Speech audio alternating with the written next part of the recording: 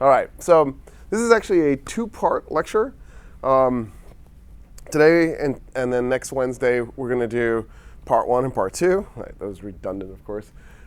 It's U.S. foreign policy on the Middle East. And because I have 2 lectures to cover material that should probably be covered in about 32 lectures, I'm going to take some time to actually define our terms. And then what I'll try and do is give you more of an overarching view of what the U.S. has done as opposed to just giving you a bunch of specifics, although I will give you specifics as well. Let's start with a simple issue that haunts the Middle East, and that is its term. So first of all, usually when people mean Middle East, they mean Turkey, Iran, and then the entire Arabian Peninsula, plus Iraq, Syria, Lebanon, Israel, Jordan, Egypt. Sometimes they include Afghanistan and Pakistan, and even, but this is probably not good, they'll throw in the Sudan. The term Middle East was originally designated by the British to mean what we now often refer to as South Asia or the Indian subcontinent. So India, Pakistan, Nepal, Bhutan, Bangladesh, Sri Lanka, and actually Tibet, which is now part of the PRC. So this was the original Middle East. This is what the British called the Near East. And so what happened was the United States decided at the end of World War II that we wanted the Near East to be the Eastern Bloc states. So Bulgaria, Romania, Hungary, East Germany, Czechoslovakia, Poland, right? We wanted that to become the Near East, which then meant, since the Near East was this is now the Near East, this needed to be retermed, and so that it was renamed the Middle East. So sometimes you'll hear people call this the Middle East. They're right. Sometimes they'll call it the Near East. They're right. It's got both names because of the strangeness of the U.S. renaming it. Having said that, Middle East is a really strange name because the Near East never took. Right? Nobody called this the Near East. They called it the Eastern Bloc. So that never happened. So this is the Middle East. Middle East of what? Well, to its east is South Asia. To the east of that is East Asia.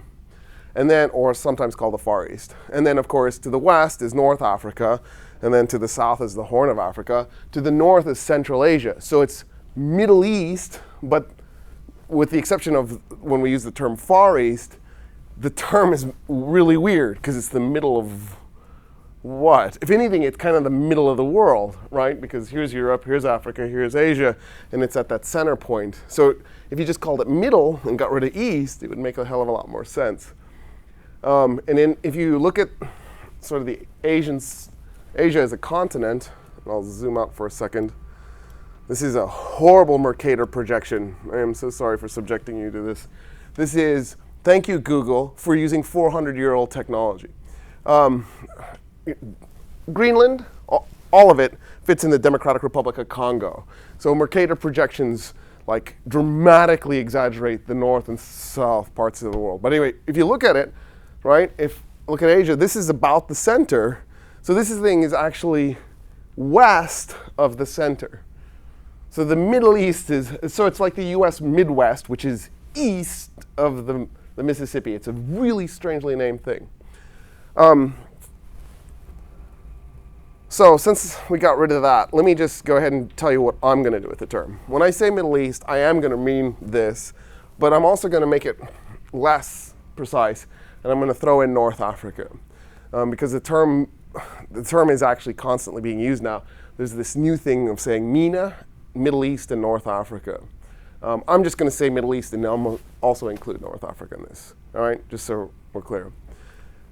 So let's break this down ethnically.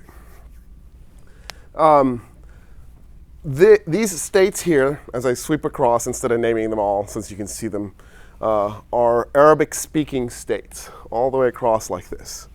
That's the Arab world. So when people refer to the Arab world, what they mean is the Arabian Peninsula, the Mesopotamia, the Levant, Palestine, and then across, including Chad, and then over to Mauritania. Eritrea also speaks Arabic. And in fact, there's a little bit of Arabic spoken in Djibouti and Somalia. The League of Arab State members include all of the states that I just did, except Chad. By the way, South Sudan, one of its official languages is Arabic. So it's also, at least officially, an Arabic-speaking state. And then Somalia and Djibouti, even though their primary languages are Somali, Arabic sort of a secondary language, they're members of the League of Arab States. Eritrea has said it will eventually join, but hasn't yet done so. So when this is going to happen is a big mystery. Iran and Turkey are not Arab states.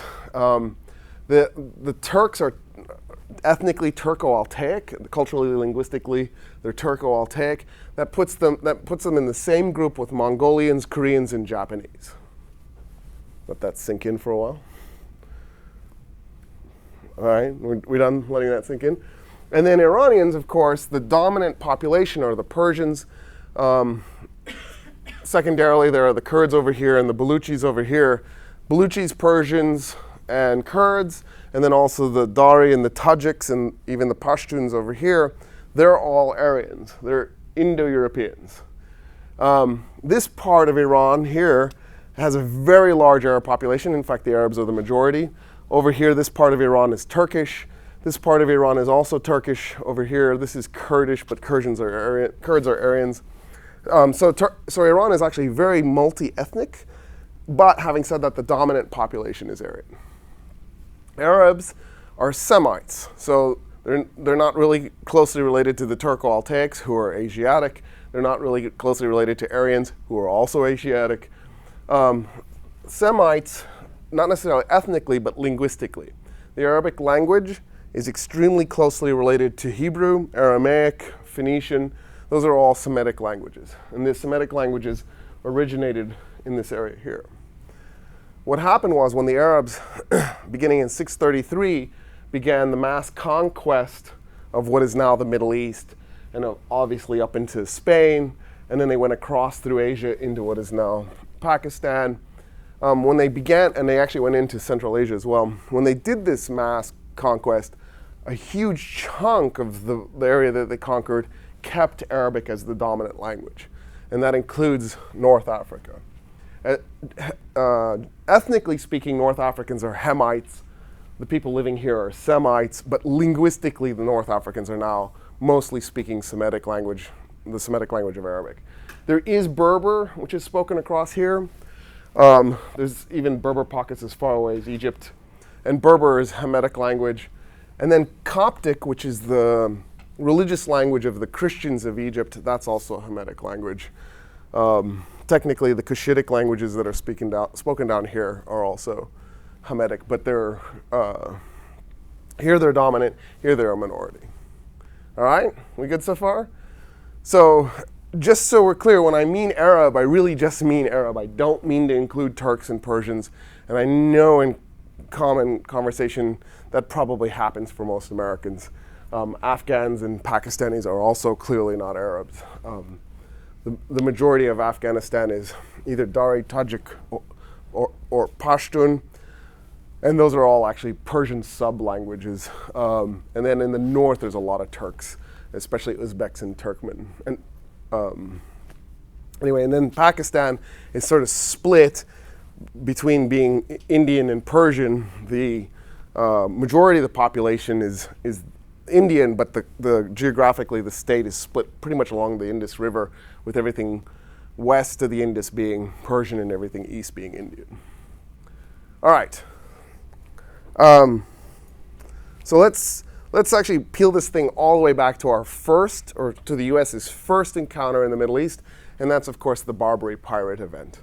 What happened was when the Arab Empire collapsed, and it collapsed really quite dramatically. It didn't technically last very long. It lasted as an intact entity for about the first 200 years.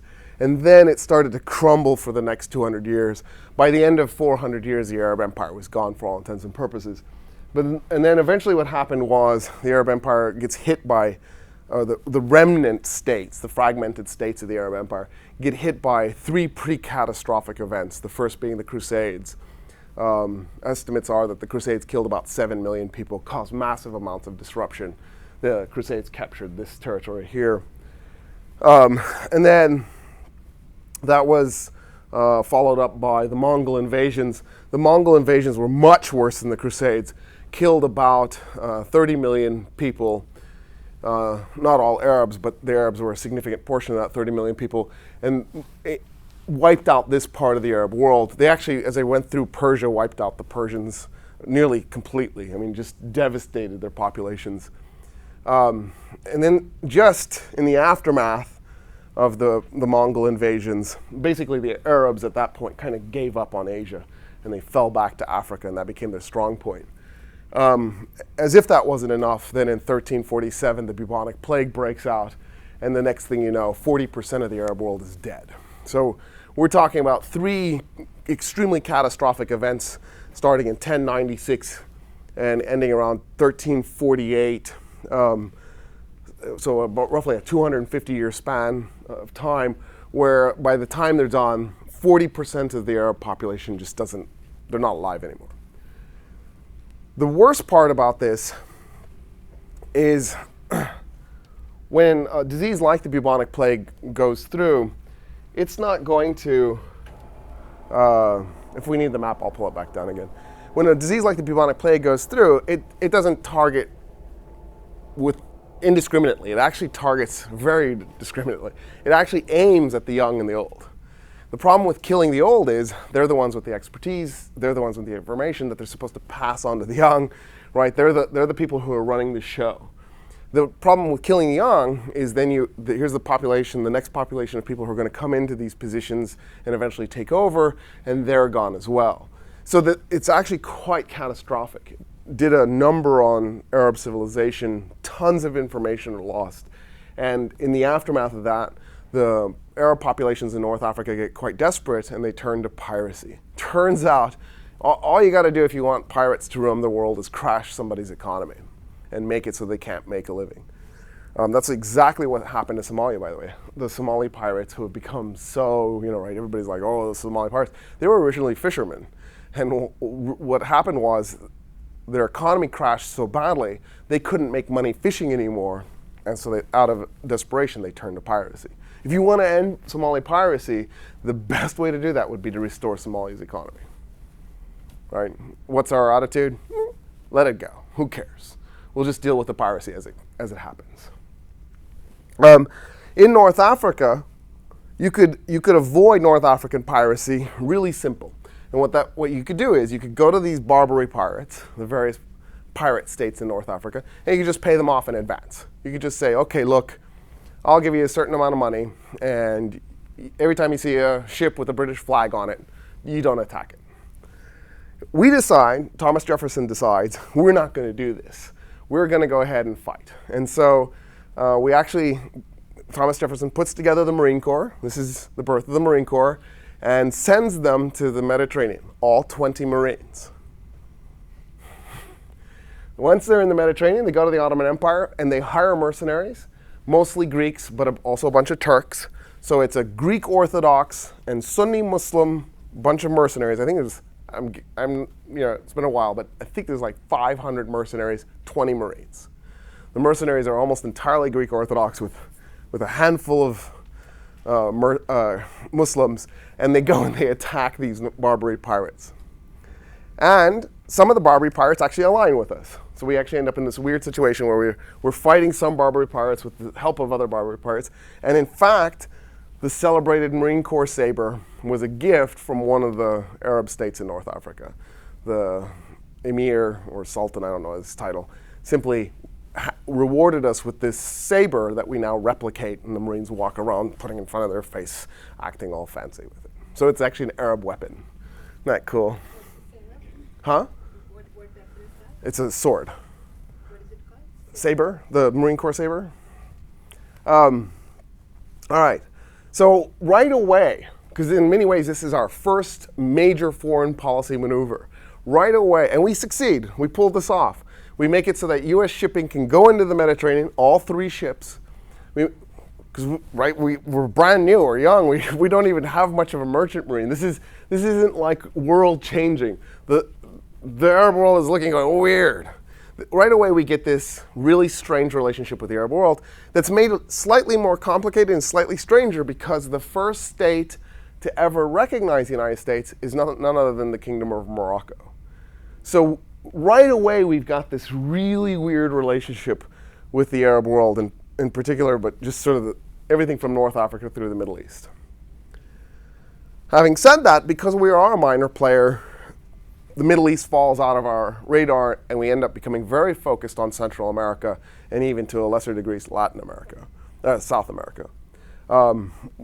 If you want, you can do this. It's a fun exercise. Do a search, Century of Violence, and then enter Zoltan Grossman, and you'll get a page that shows every time the United States has done a military intervention in the last 120 years. And it's a pretty thorough page. It's a lot. It's last 120 years, it's like 125 military interventions. Now, some of those are local, because Zoltan Grossman puts even the local stuff, miners striking, and then we send in the military and go put down the miners and force them back in the mines like slaves. So there's stuff like that, but then there's also all the times we've invaded other countries. Like, for example, we've invaded Honduras 8 times and Nicaragua 7 times. Like, I think at that point, Honduras and Nicaragua should just have a port facility for the Marine Corps to land in. And you could just have, like automatic American flags pop up when the Marine Corps lands. And then they could just have like English guides show the Marines where everything is that they need to shoot and blow up. Because, 15 times between those two states, something's clearly wrong. Either there's something clearly wrong with our foreign policy or them. More than likely it's us, but we'll just, because they're tiny. So, having said that, the British become very heavily involved in the Middle East. And they become heavily involved for 2 reasons. Early on in Middle East politics, the British become interested in the states that we think of as sort of the small sultanates on the eastern end of the Arabian Peninsula, particularly Oman, what they will eventually call the Trucial Coast. Today it's called the United Arab Emirates. And then even Qatar and Bahrain will get into the mix. And finally Kuwait. Kuwait's the last. And the reason the Brits get involved, initially Oman and the Trucial Coast in the beginning, is because there were pirates on the Trucial Coast that would then go across the Arabian Sea to India and attack English shipping and capture English ships. And the English want this to stop. So they intervene militarily to try and get a deal with the various emirs along the Trucial Coast to force them to stop attacking British shipping. They make a deal with Oman in the process, and eventually they'll make a deal with Qatar and Bahrain. And the weird thing about this is Qatar and Bahrain were actually part of the Ottoman Empire, so one of the things they have to do is get them out of the Ottoman Empire, and the same with Kuwait.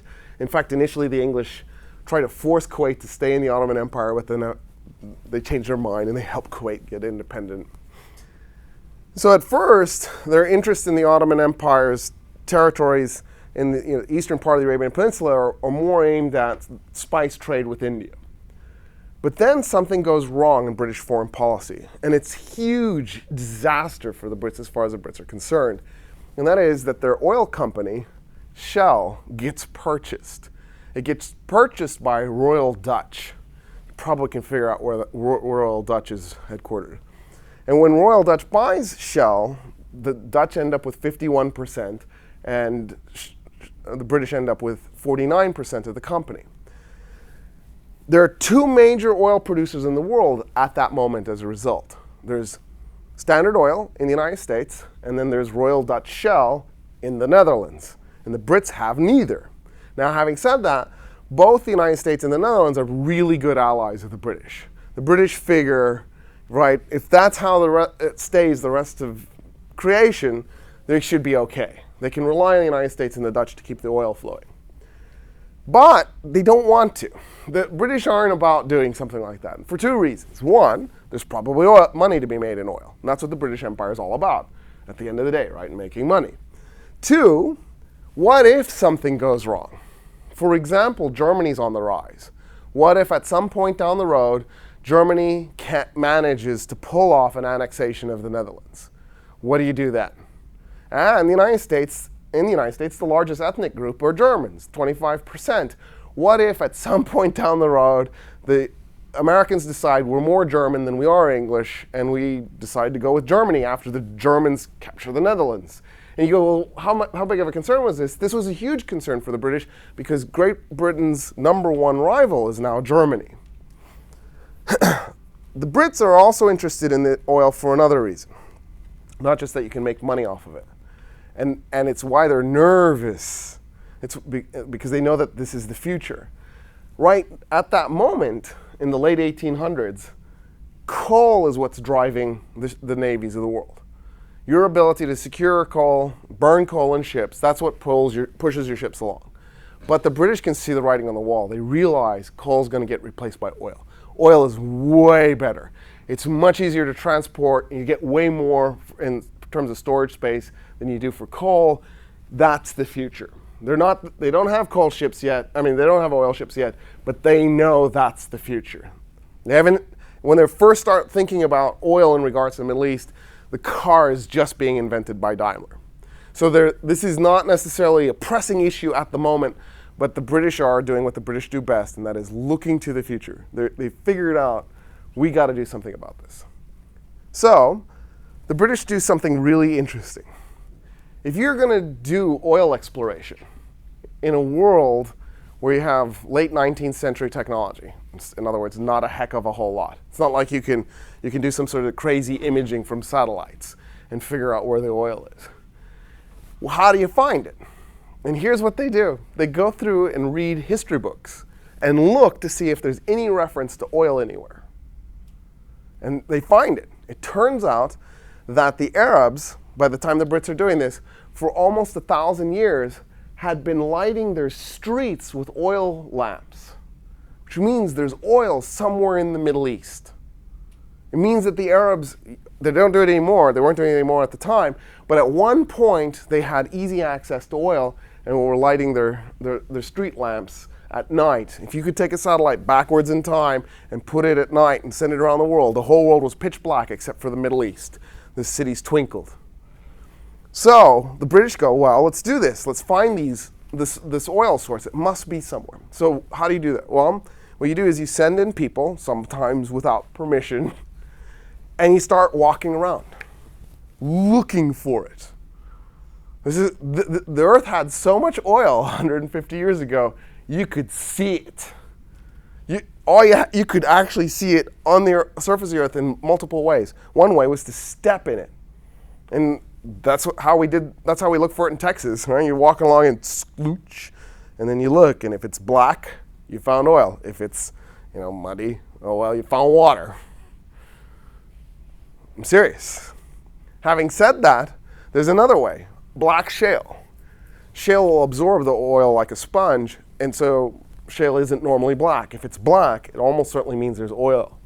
And so they just literally send out guys just walking around the Middle East looking for where this oil is. In the meantime, the British are starting to anticipate, okay, if we find it, when we find it, we need to have deals in place already. So one of the places that they go to make a deal is Iran. And the reason they're picking Iran is because they figure they have an easy way to get a deal in Iran. And the easy way is this. The rulers, they're called Qajars. The Qajars are really bad opium addicts. I mean, we're talking over-the-top opium addicts. And the reason the British realize they can make this to their advantage is India and Afghanistan were the world's largest opium producers. And this is why the British are so insistent on trade with China, right? Because China had a bunch of stuff that Britain wanted. Britain had nothing that China wanted. So what the Brits did was they hooked the Chinese on opium and then forcibly, right, it was forced them to trade for opium.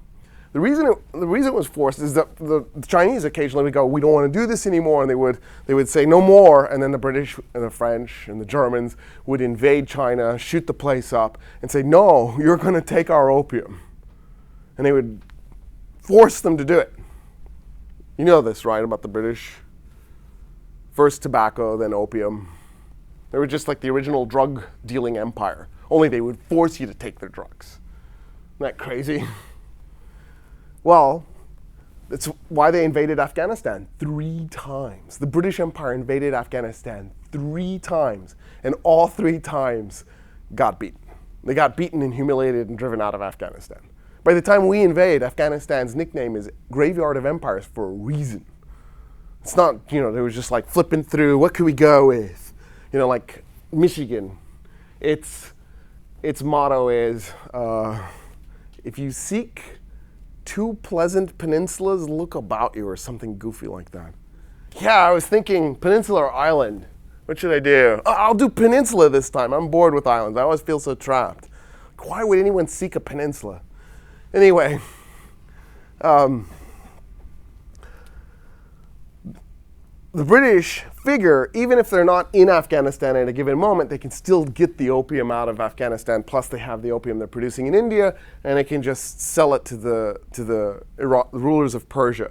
And they do. They make this deal. And here's the deal. Any oil that the British find in Persia, Britain will get 95% of the revenue. It's Persian oil, but the British will get 95%. This is, in terms of deals, horrible. If they had had even a slightly decent negotiating team, they should have been able to get 50% of the revenue and let the British have 50%. It's Persian oil. The Brits do the thinking. They find it. They do the drilling. But it's still Persian oil. But they get a 95% concession. The British then create the Anglo-Persian Oil Company, APOC. Eventually, when Iran changes its name from Persia to Iran, they rename it the Anglo-Iranian Oil Company, the AIOC.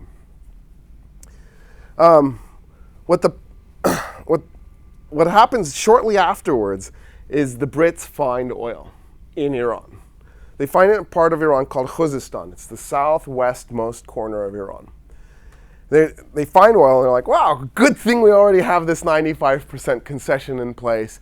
Good thing we already have the Anglo-Persian Oil Company. We can just go set up shop. Next, the British realize, well, if there's oil in Persia, surely there's oil in other places. And so they start looking around in what is today Iraq. They're walking around Mesopotamia, again, right? You're looking for black shale or hoping to get a squishy sound as you're walking. And they find it. They find it in northern Iraq, in what is today Kurdistan, Iraqi Kurdistan. So now they go to the Ottoman Empire and they go, hey, we'd like to make an oil concession deal with you about the oil that you guys have here. And the Ottoman Empire went, oh, sorry, we already made one with the Germans, Britain's #1 arch rival. The British realize it's a good thing we've got Kuwait, because this is pre-pipeline. When you found oil, you put it on a boat and send it out to sea. So they've got to, if they find oil in northern Iraq, they're going to put the oil on a boat in the Tigris River, and it has to go past Kuwait. So the British see Kuwait as the location that they'll launch an attack on any German shipping leaving the Ottoman Empire should there be a war. And they'll just cut off Germany's oil supply. But again, right, this is still a coal-powered world, so this isn't critical anyway. Not yet. It will be, of course. But the British are thinking down the road. The British and the Germans are eventually going to fight it out. World War I, I'm going to burst a bubble for most of you. It's almost the 100th anniversary, right? It's just around the corner. World War I did not start because the Archduke Ferdinand was assassinated, which I believe we've already done the 100th anniversary of.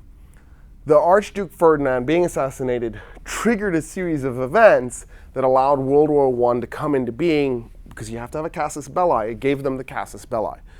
The reason World War I came into being was this.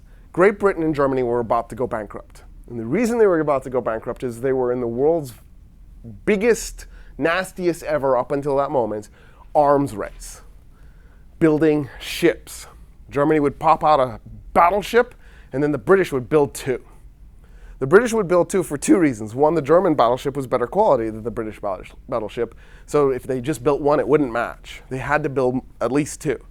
But the other reason was the British didn't want parity with the Germans. They don't want equality. They want superiority. So they figure if we build two, even if the German ship is worth 1.5, we'll maintain our superiority.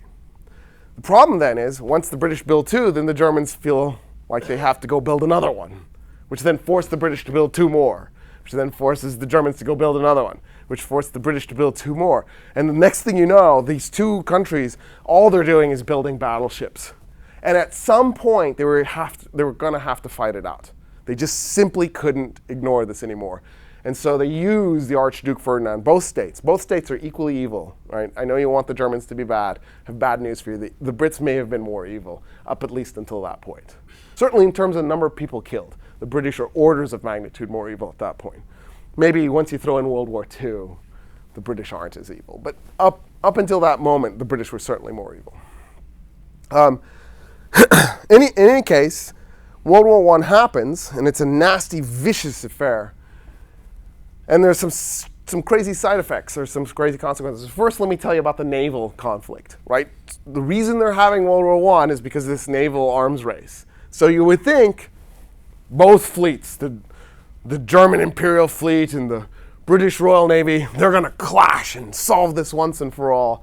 And they fight one battle. It's late. I think it was 1917. The German Navy comes out of port, 2-3 years into the war.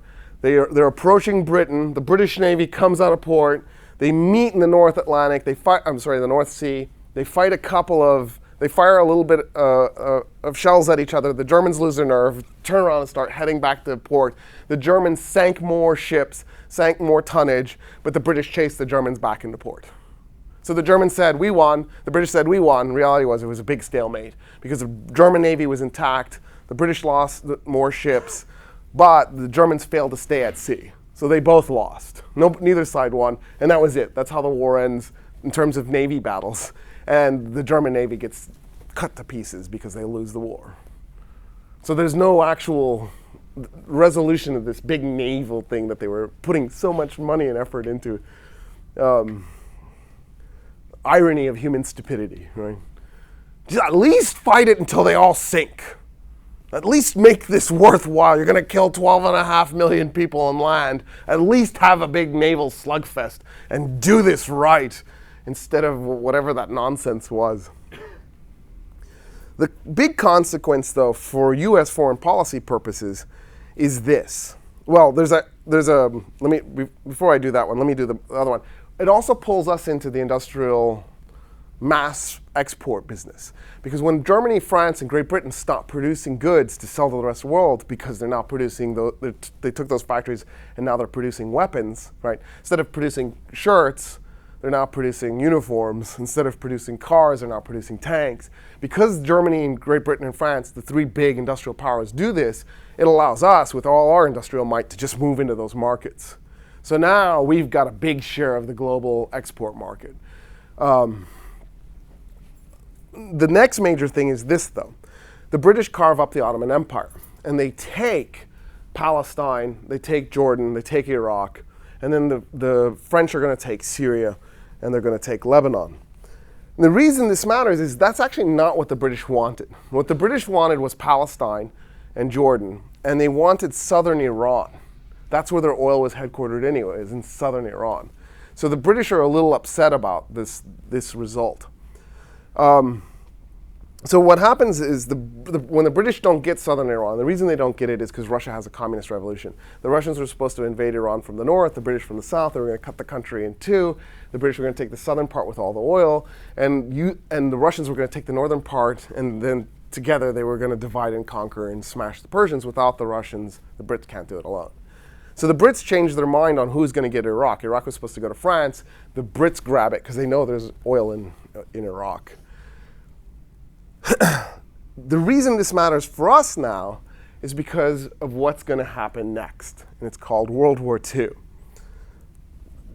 In World War II, we had enormous industrial capacity. We had large numbers of people. The Russians had enormous industrial capacity, large numbers of people. The Germans had moderate industrial capacity, nothing compared to the United States and the Soviet Union combined. Right? The United States and the Soviet Union combined way outproduced Germany's industrial capacity. And the Germans didn't have the population either. There were 170 million Russians, 70 million Germans. The Russians alone outnumbered them by 100 million people. Like if the Germans had had calculators, I wonder if they would have done World War II. Anyway, I'm going to attack a country that stretches across 9 time zones that has 2.5 times my population. I'm sure that'll be fine. I'm sure I can pull this off. And has greater industrial capacity than my country. Like, Germany had one advantage, presumably it didn't, but we like to imagine, and that was quality. At the moment that the Germans attacked the Soviet Union, so June 22nd, 1941. The Soviets had 22,000 tanks in their army. The Germans had 5,000. The Germans had 2,000 tanks that the Germans had no tank better than. In other words, of the 22,000 tanks that the Russians had, 2,000 were better than everything the Germans had. And then the German 5,000 tanks, they were roughly equivalent to the worst half of the Russian tank force. So the Germans did not have superiority in terms of quality in any way, shape, or form, at least when it came to tanks.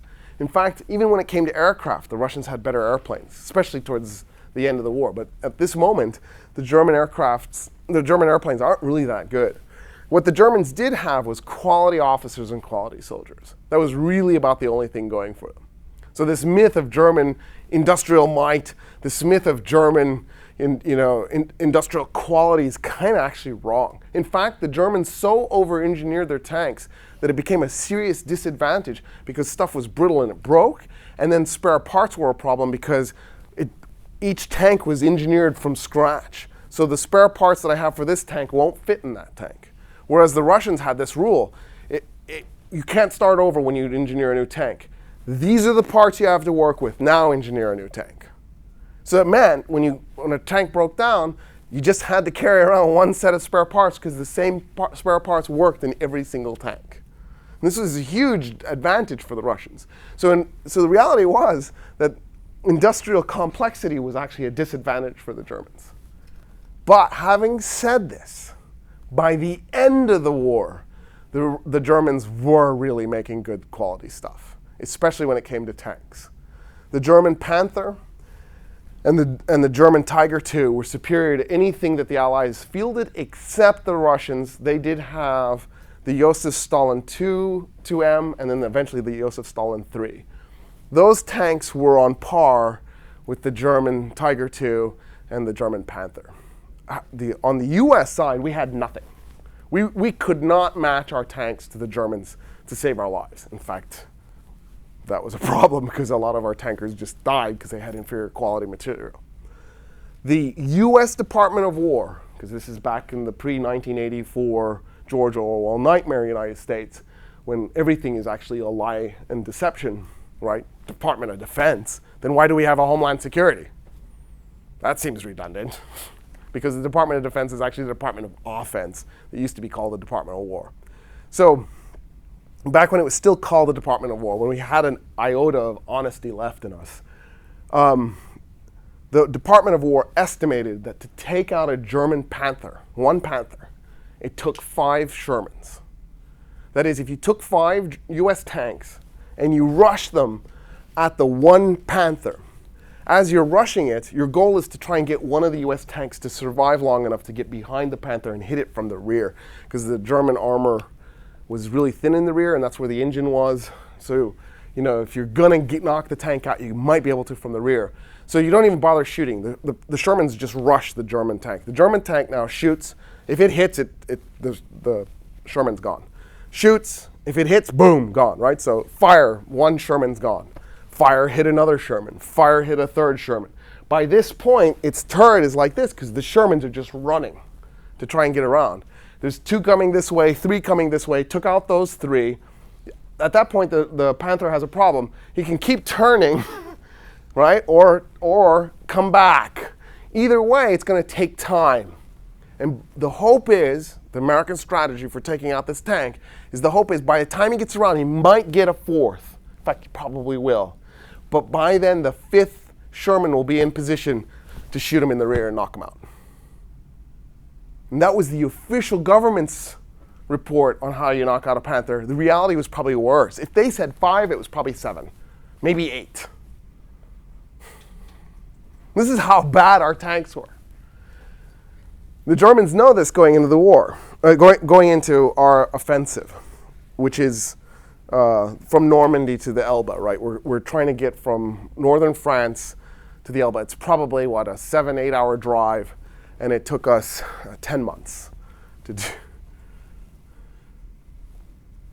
Right? That's how hard the Germans are fighting us, that it's taking us months to do this 8-hour drive. What's even more interesting, though, about this is the amount of casualties we're incurring. The divisions we deploy in northern France fighting their way into Germany take about 150% casualties. In other words, everybody got wounded or killed, and then you went halfway through doing that again in about from June to May. Right, June 6th to May 8th. So what is that, 11 months? It's brutal. Towards the end of this, not even towards the end, December, so halfway into this, the Germans come up with a brilliant plan. Brilliant in quotation marks. And the brilliant plan is to take everything they have, all the high quality stuff, off the Eastern Front and aim it at the US and British armies in France and Belgium, Netherlands. The reason they're going to do this is because up until now, the Germans have never actually done it. They've had Panthers on our front and even some Tiger IIs, but a small amount, a sparing amount. The vast majority of their heavy equipment, the vast majority of their high quality material is on the Eastern Front. Even their best soldiers are on the Eastern Front fighting the Russians. To them, that's the real war. We're just some crazy sideshow. So here's their plan. They're going to take all their best stuff, including some divisions, some SS divisions, off of the Eastern Front and attack us with it. They think our stuff is so inferior, so low quality, our soldiers are so poor morale that they can break us, get us out of the war, maybe even negotiate an end to the war with us, and then they'll take everything they've got and they'll throw it at the Russians in one last desperate attempt to stop the Russians from conquering them. They attack in December of 1944. And they're coming up through Belgium, and their goal is to reconquer Belgium, to take it back from us, and get to the English Channel, which will trap the English army off of the American army. The English army is in the Netherlands.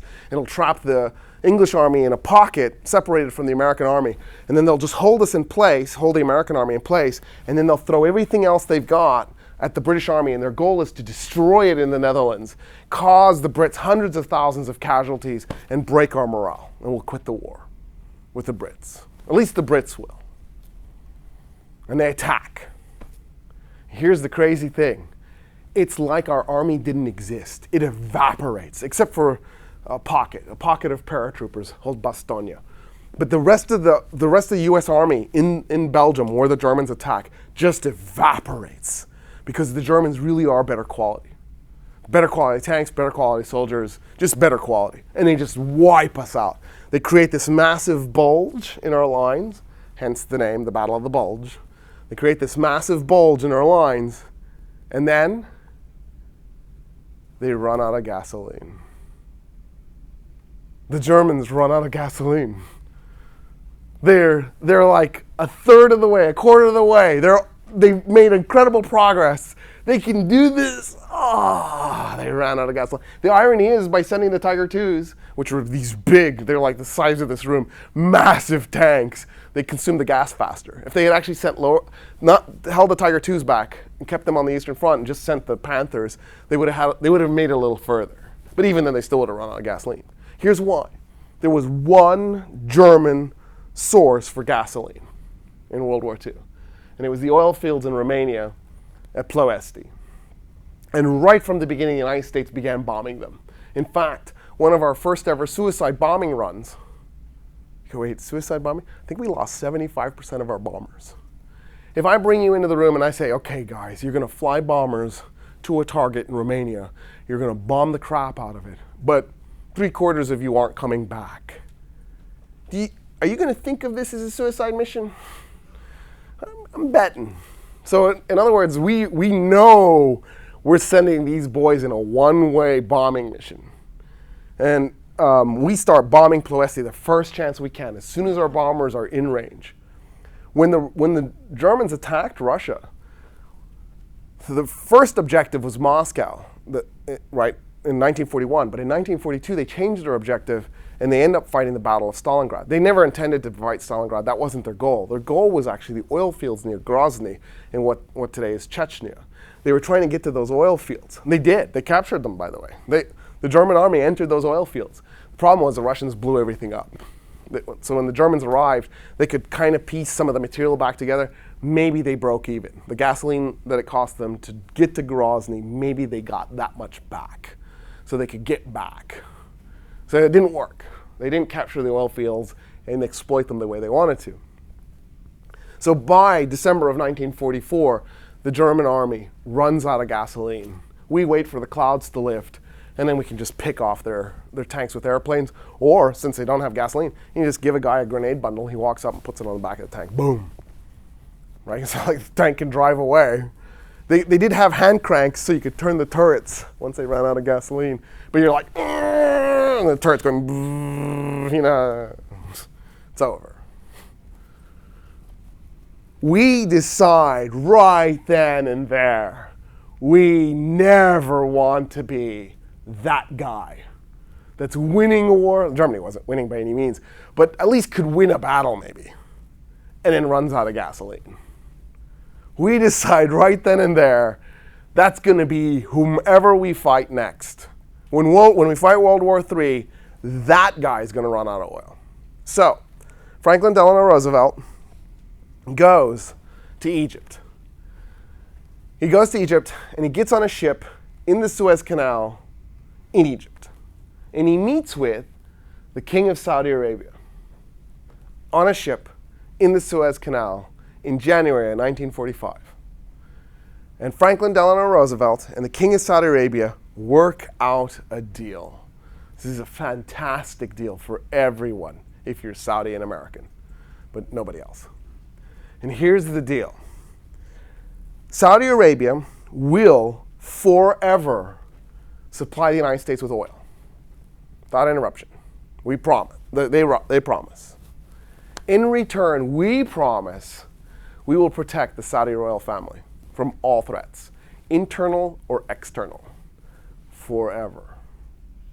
That's the deal. So if Saudi Arabia has a democratic movement, we will help them overthrow it. Like they want to get rid of the monarchy, we will help them kill those protesters. That's the deal we make with the Saudis. By the way, there's no such thing as Saudi Arabia, any more than there's Obama America. Saud is the name of the royal family. It's the Saudi royal family. Arabia is the name of the country. The fact that we call it Saudi Arabia is really amazing. It would be like Windsory, England. Right?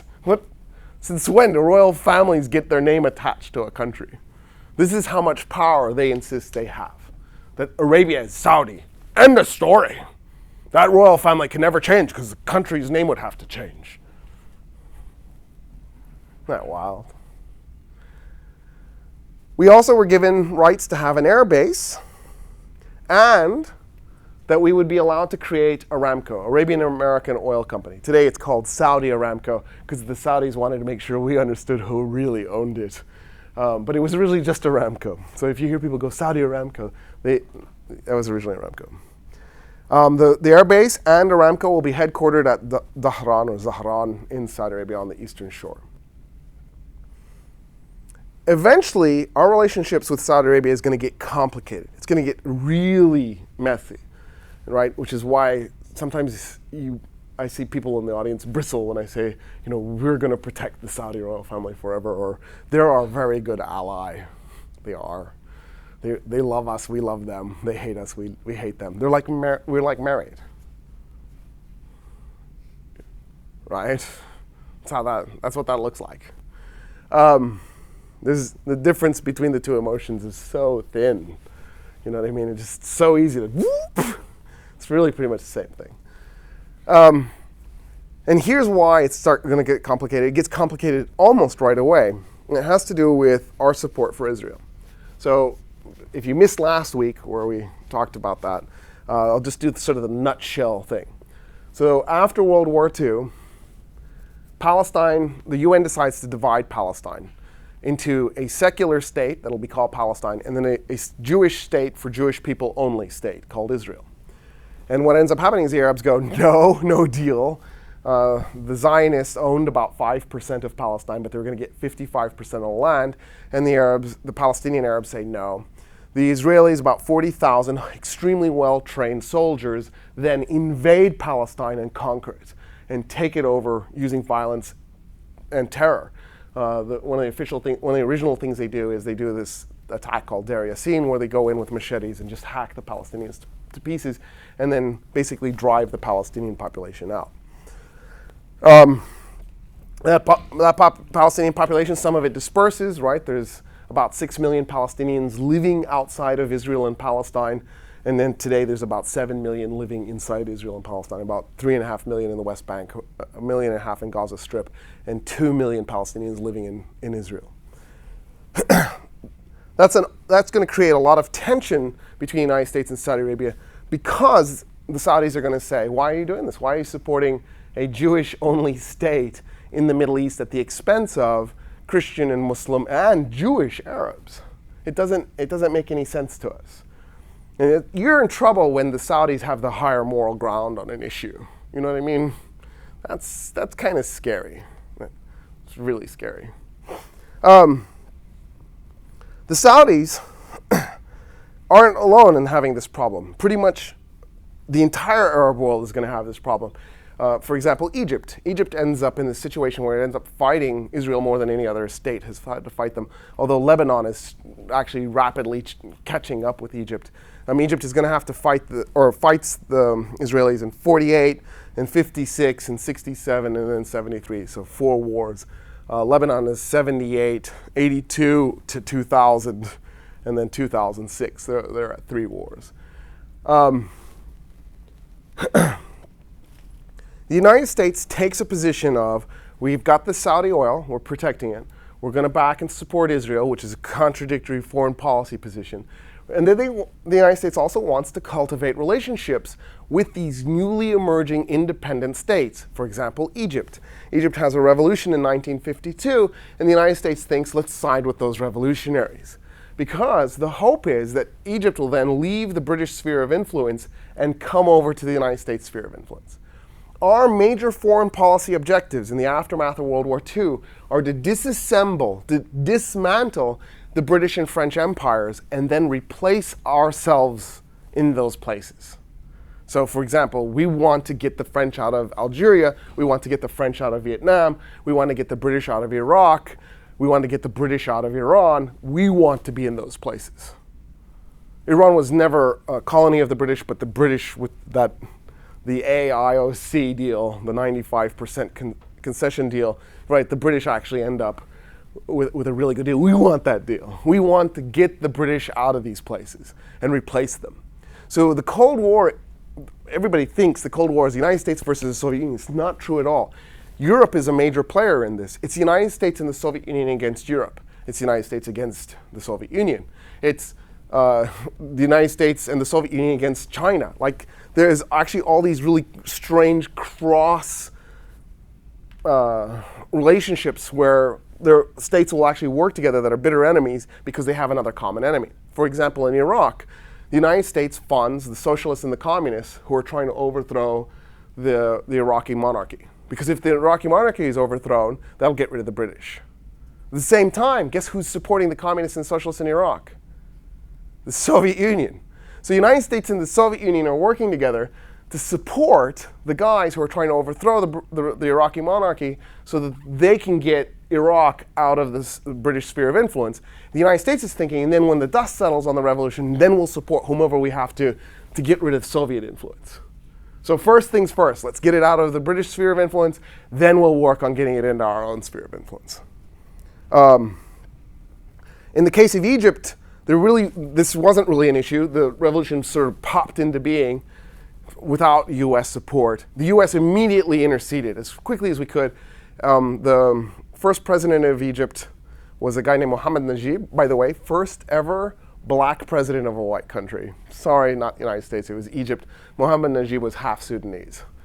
You go, well, Obama's half Kenyan, see? Still half, so just as much.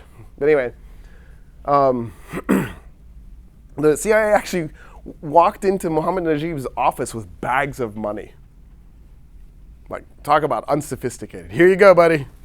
You're going to work for us now, right? Well, it turns out that the real power in Egypt in the post-revolutionary period wasn't the president. It was a colonel, not even a general. Mohammed Najib was a general who became president.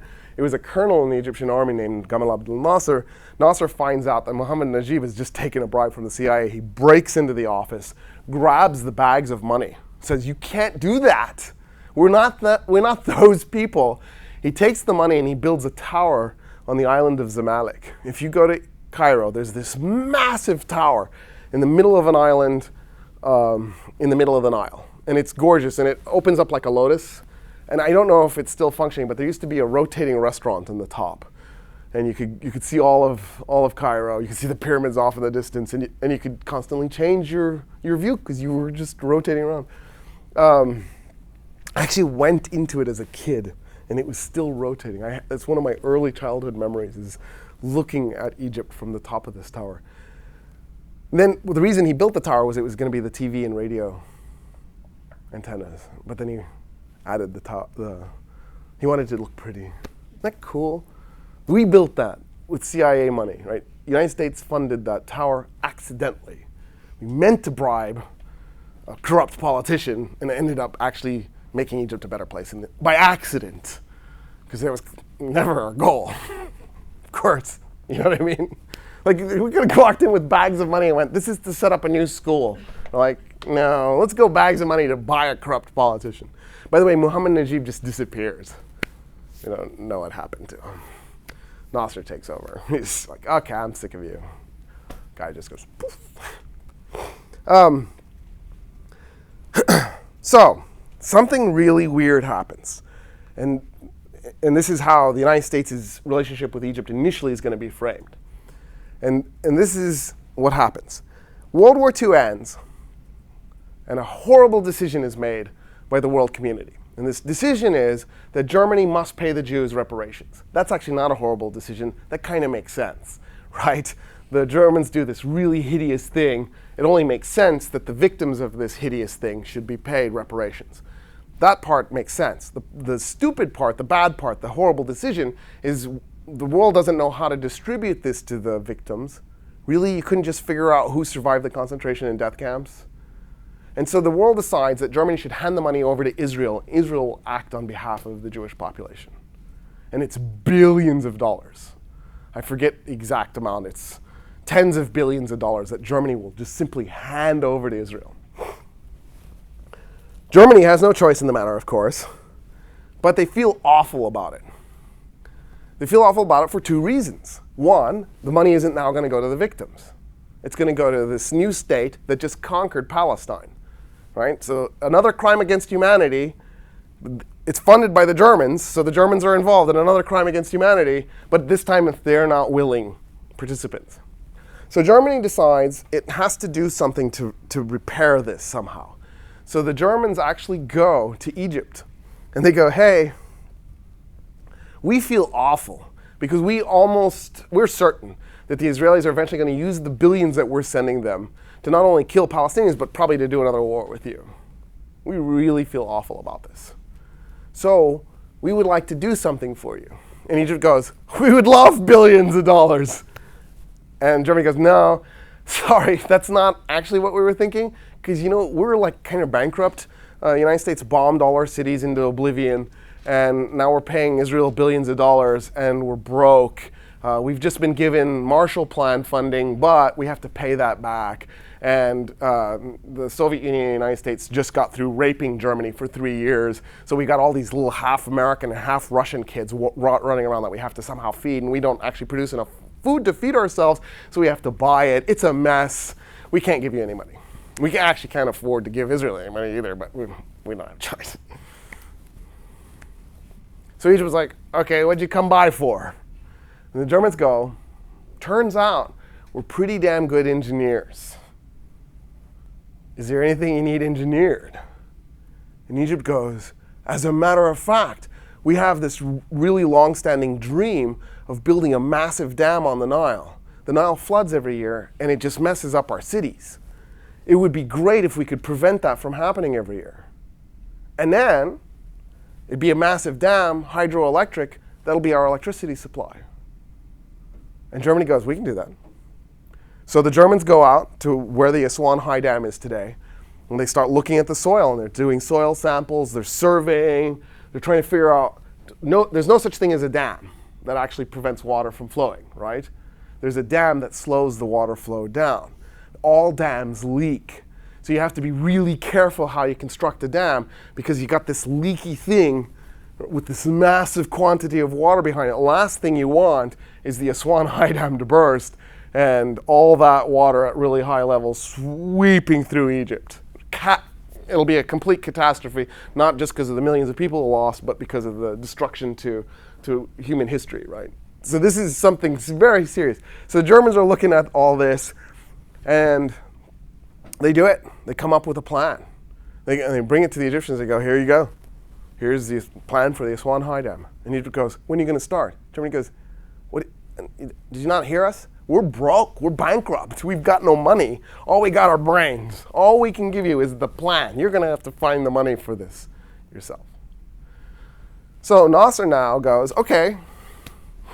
He goes to the British and the Americans, and he says, will you, actually, really it was King Farouk who did this, but they go to the British and the Americans, they go, hey, will you fund this thing? And the Brits and the Americans go, sure, that'd be great. It would develop Egypt, then you'll owe us, and then you can be our friends forever, and that's great, let's do it, we'll fund it.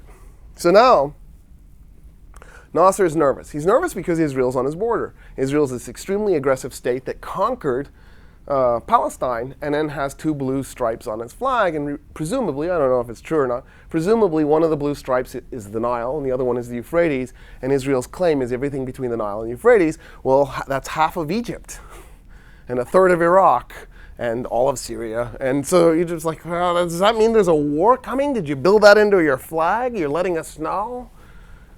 You're claiming half of Egypt? Some of the best land, all of Cairo is on the Israel side of the Nile. So like Cairo, it's awkward. So Nasser wants to arm. So he goes to the Brits and he goes, I'd like to make a deal. I'd like to buy a bunch of stuff. And the Brits go, no, never. We're never going to arm you. That's weird. He goes to the Americans, say, can I buy stuff? We go, yeah, we have some crappy surplus World War II stuff. We'll sell you. Nasser's like, well, let me see them. They're Stuarts. Love Stuarts. They're fast tanks. Okay, great. We'll buy some. Turns out like half of them, the treads were falling off.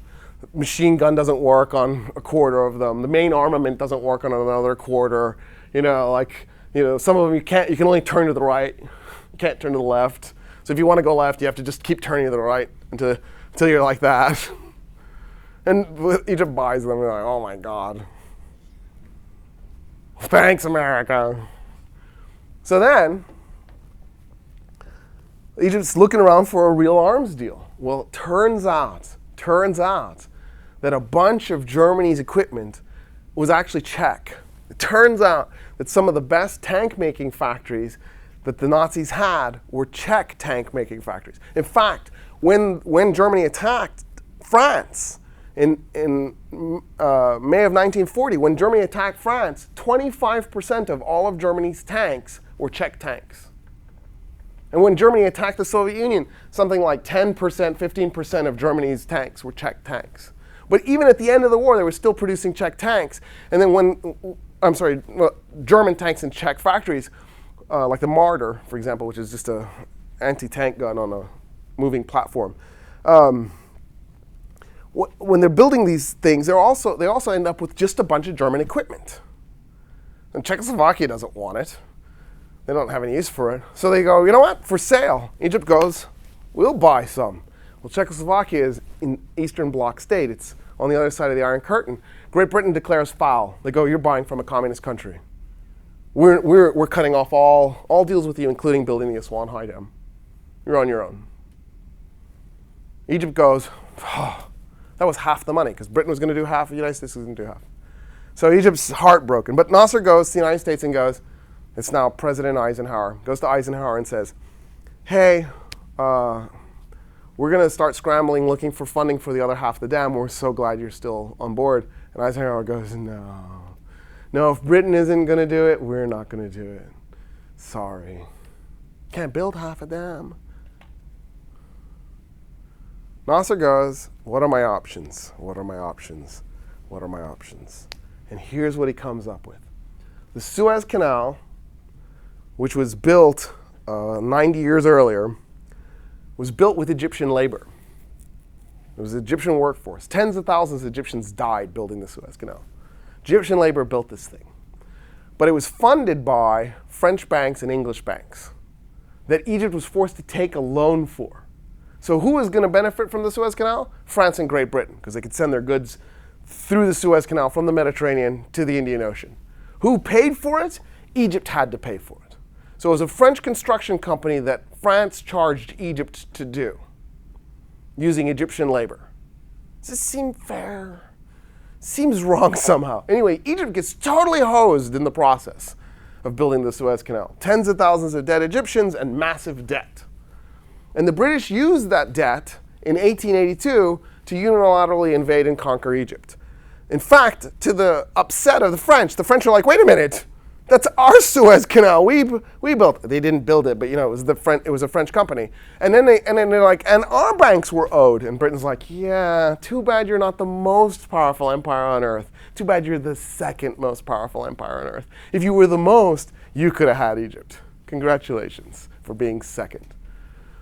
Well, when Egypt gets more independence from Great Britain, one of the things the British do is they declare that the Suez Canal zone, land on either side of the Suez Canal, is actually an international zone. It doesn't belong to Egypt. It effectively belongs to the British, but the British aren't saying it. It's too crass. So Nasser decides that's the solution. He'll nationalize the Suez Canal, bring it into Egypt, and then every time a ship goes through, he's going to charge money for the ship, use the money then to fund the Aswan High Dam. That's the plan. So Nasser nationalizes the Suez Canal. Almost instantaneously, the Israelis attack the Sinai, trying to draw the Egyptian army into the Sinai. Nasser doesn't take the bait. The French and the British attack. Their goal was to trap the Egyptian army in the Sinai, destroy it, and then force Egypt to hand the Suez Canal back to the Brits. This should have been a European/Israeli military victory in Egypt. It doesn't end up being that way. Because remember what I told you a little bit earlier. The United States' number one objective in the 50s is to take the British and the French out. We were allies in World War II. All bets are off. Our goal is to replace them. We want the British and French empires gone, and we want a new United States empire in its place. So when the British and the French invade Egypt with Israel, the United States uses it as a foreign policy disaster moment for Europe. And actually, Eisenhower actually manages to get the UN to vote to send soldiers to fight them. And instead of the 1956 Suez Canal War turning into a European victory, it turns into sort of a European Waterloo. France and Great Britain are put in their place by the United States. Israel is sort of neutral because the United States wants to use Israel as a US colony in the Middle East. Israel is just an extension of the Crusades, right, when you think about it. It's a bunch of Europeans, mostly Americans, who go and take Palestine and try to reassert their control over Jerusalem. So the United States isn't going to punish Israel, but they do punish France and Great Britain. And then insist that Egypt get the Suez Canal, which Egypt does get. But the US fails to capitalize on this totally. And instead of Egypt falling into the United States camp, it falls into the Soviet Union camp. The Soviets come along and they go, you know what, we'll help you fund it. We'll pay for part of the Aswan High Dam. You've got the money coming off the Suez Canal, we'll pay the rest. And we'll give you the heavy equipment, and we'll give you the engineers that you need. Whatever the Germans don't provide, we'll give you the rest in terms of engineers and skilled labor. And so the Soviet Union intercedes, gets Egypt built, the Aswan High Dam built using German plans and money coming off the Suez Canal and Soviet money. And that's how that goes down. And it ends up being a foreign policy disaster for France and Great Britain, and a minor defeat for the United States because Egypt doesn't fall into our sphere, it ends up in the Soviet Union sphere. So it didn't quite work out the way Eisenhower had planned. But things then go haywire. So it was a minor defeat for the United States, not a total defeat, but a minor defeat for the United States. But now things are going to go haywire. Nasser is an avid anti-communist. The president of Egypt is an avid anti-communist. Who's his number one ally? I just told you. Soviet Union, which is So this really weird situation. Having said that, Nasser is a devoted socialist. So some of you are having a train wreck in your mind because you think communists and socialists are the same. We'll cover that later in the summer. Not in one of these lectures, but in class. I'll show you the difference between the two. Nasser wants Egypt and the Arab world to unify into a single state. So that, what I showed you from Iraq to Morocco, he wants to make that all a single entity. And he wants it to be a socialist entity. And the type of socialist secular state that he wants to create even will include things like rights for women. In the constitution that he writes and gets passed in 1956, in the preamble it says, in order to break the chains that bind men, we must break the chains that bind women. Right? This is amazing coming out of a third world country in 1956. This is amazing coming out of a Middle Eastern country in 1956. Nasser's vision is that the Middle East will become a secular socialist state that's unified. It'll pool its resources. Saudi oil money will now go to poorer parts of the Arab world to develop it and create industry and create commerce. Of course, the Saudis aren't real happy about this because they don't want to share. You know what I mean? It's like a rich neighborhood next to a poor city. Yeah, let's incorporate and be our own city so we don't have to share our tax base. That's the way the Saudis are operating. So they don't want to be part of this. So right away the Saudis start working against Nasser and his vision. The United States is horrified as well because it means that all those Arab states with oil will be working together, which means the price of oil will go up. At least that's what the United States thinks. It's not necessarily true. But it will mean that there will be one state that controls 60% of the world's oil. God put 60% of your oil under Arab feet. That suck. What was God thinking? I don't know how our oil got under their feet. So weird. Must flow or something. Surely it must have been here originally because God loves us more than them. You know you've had this conversation with yourself before. Because you're just a bunch of religious fanatics like they are. You just hate them because when you look at their and you hear their stuff, you go, oh my God, it's just like me. Let's kill them so that I don't have to hear that anymore. You know, it's true. So, the United States freaks out. Soviet Union isn't really happy about this either, but they figure we can play this. Right? What are the odds the Arabs will succeed? Let's just go along for the ride. France and Great Britain are, of course, horrified because they still have some influence in some places. In fact, the French believe they're going to keep Algeria forever, that it'll be an inherent part of France and they'll never lose it. So they're digging in, they're entrenching, they're really trying to hold on. And here's this Nasser coming along and saying he's going to unify the whole thing. And of course, Israel is horrified because they're right in the middle of it. And so all these players are in a really strange situation. 1958 rolls along. In 1958, Syria is on the verge of a communist revolution.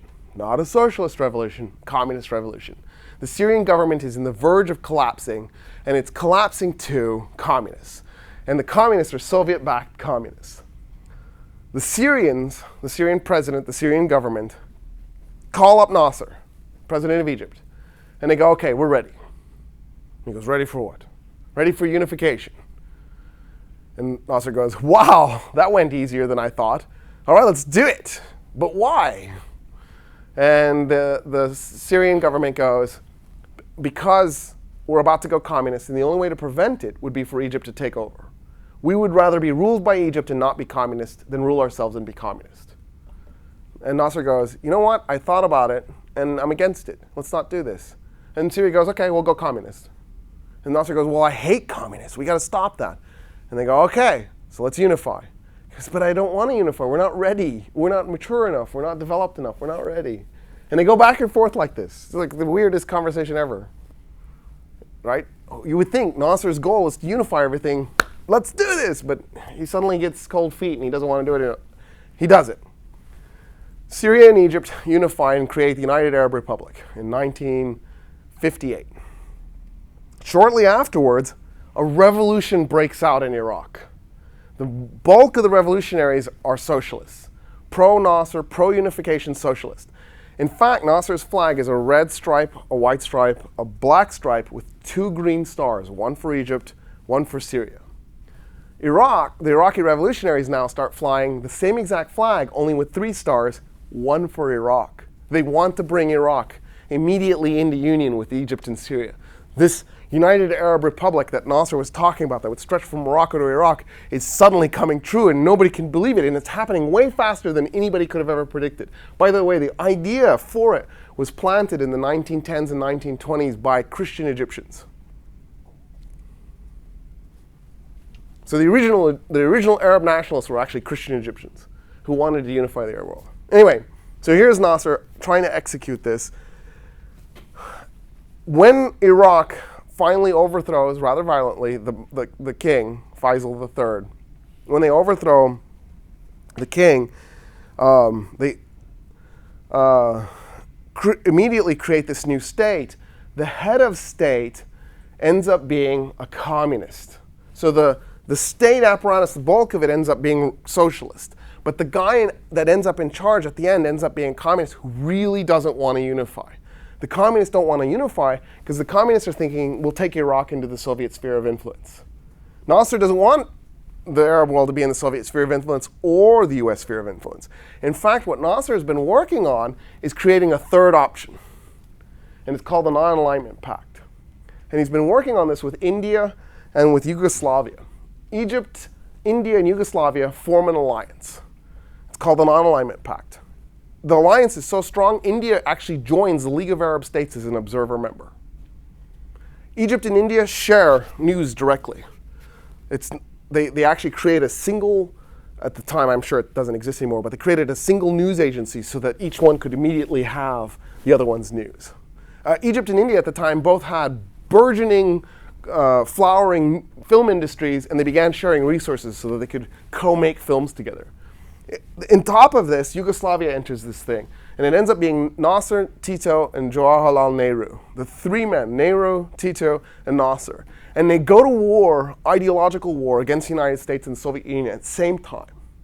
Their goal is to fight the Cold War and go their own direction and screw both the US and the Soviet Union. And by the time they're done, they create a membership that's larger than the Soviet Union's Warsaw Pact and NATO combined. They actually end up becoming the number one, in terms of number of states involved, the number one largest alliance. They eclipse the Soviet Union and the United States, combined. The problem is they don't have nukes. They don't have aircraft carriers. They don't have the big resources that the United States has. They don't have the resources the Soviet Union has. So even though they have larger membership base, they're at a very serious economic and military and political disadvantage. In any case, the communists go through the streets of Baghdad chanting, let's not unify. Let's hold off on unification. Let's just join an alliance with the UAR. Let's not actually join it. And Iraq actually balks and fails to join the UAR. The United Arab Republic now has a little bit of a weird situation. But here's what happens next. Iraq immediately declares that it wants to re-annex Kuwait. Kuwait had actually been part of the Basra province of the Ottoman Empire. Well, Iraq is the Mosul province, the Baghdad province, and the Basra province. So the way the Iraqis see it is that Kuwait is artificially carved off of one of the provinces that became part of Iraq. So Kuwait should come back. By the way, Kuwait was carved off in 1900. So when they had the revolution in 1958, Kuwait has just been missing from Iraq for 58 years. This is fresh in everybody's minds. They want it back. In addition to this, there is enough sentiment in Iraq to join the UAR that it could easily tip that way. So the United States decides to intervene. And here's how we do it. We do it twofold. First, we send a communique to Baghdad, to Iraq, saying, go ahead and invade Kuwait, but you need to know we're going to nuke Baghdad. We're going to drop a nuclear bomb right there on your capital. And Baghdad goes, okay, we're not going to invade Kuwait. Please don't nuke us, you crazy bastards. God. Drop of a hat, by the way, we used to threaten to nuke everybody. We threatened to nuke the Soviet Union like almost daily. We threatened to nuke Vietnam. We threatened to nuke Iraq. We're just, look what we did to Japan. And then, there'd be this awkward pause, and they go, have you seen Japanese TV? Clearly nuking them damage their brains. Because have you seen Japanese TV? Clearly getting nuked made them crazy, because they are freaking crazy. Anyway, like American TV is just boring. It's just murder after murder after murder. It's like this, we have this fantasy that we just want to kill each other or something.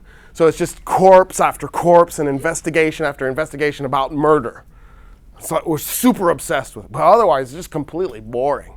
Like there's only so many times I want to see a hideous mangled corpse on TV. How entertaining can that be? And then there's all the reality TV shows that are scripted. That's really boring too, where people are just acting crazy. You could just have Thanksgiving dinners with your parents and family. You don't have to watch that on TV. You know what I mean? Like, what is wrong with you? You don't get enough reality in your day-to-day life? But the Japanese, freaking psycho. So, the other thing we're going to do in 1958.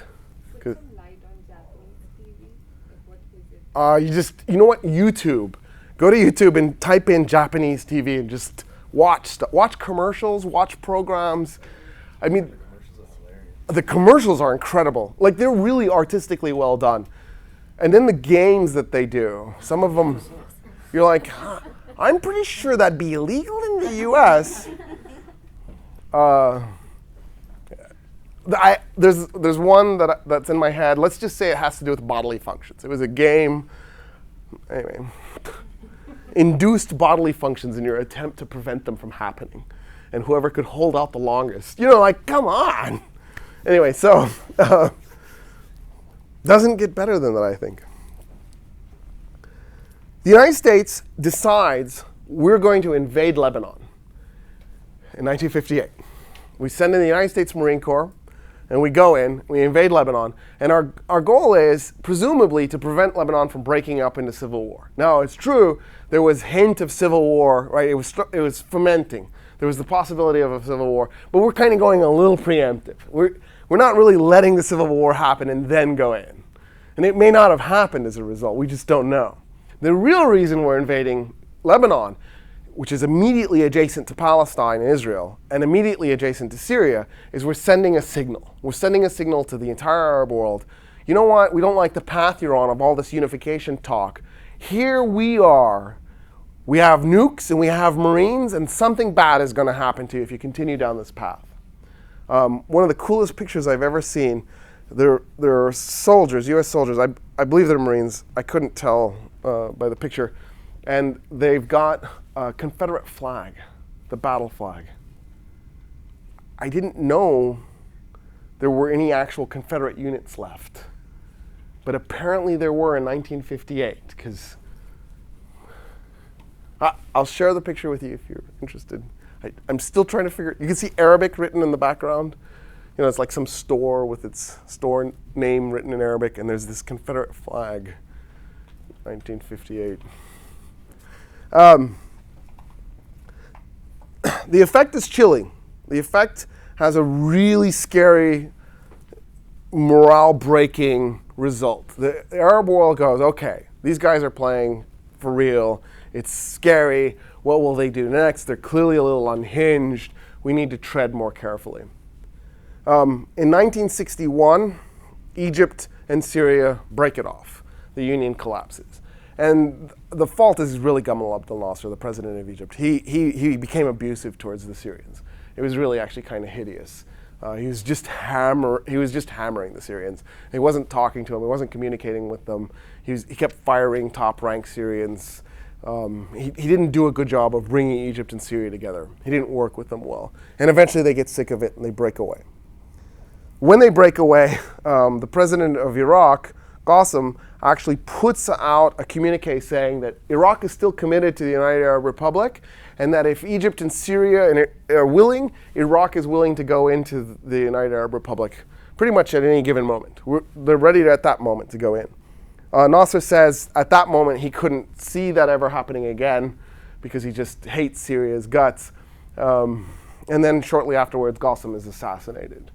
Conveniently enough, for US foreign policy purposes, Qasem is assassinated. Egypt gets involved in the Yemen. The Yemen is going through a civil war. Here's why. There's a group of Yemenis who are secularists who want to create a secular electoral republic. And then there's the Yemenis who want to create a monarchy. They already kind of have a monarchy in place in the north. They want to extend it to the south. The south is a British protectorate. The south wants to expand its secular republic to the north. And they end up in this bloody kind of weird civil war that the dividing lines aren't very clear. And so the Saudis, of course, immediately begin helping the monarchists. But so do the Israelis. And the Israelis begin doing night flights, flying over Saudi Arabia and dropping supplies and equipment to the monarchists. And then we start helping the monarchists, and of course the British are helping the monarchists. So it becomes the monarchists, Saudi Arabia, Israel, Great Britain, and the United States in an alliance against Egypt, the secularists who want to create this republic, and the Soviet Union, which is helping Egypt. Egypt actually goes in to Yemen with troops.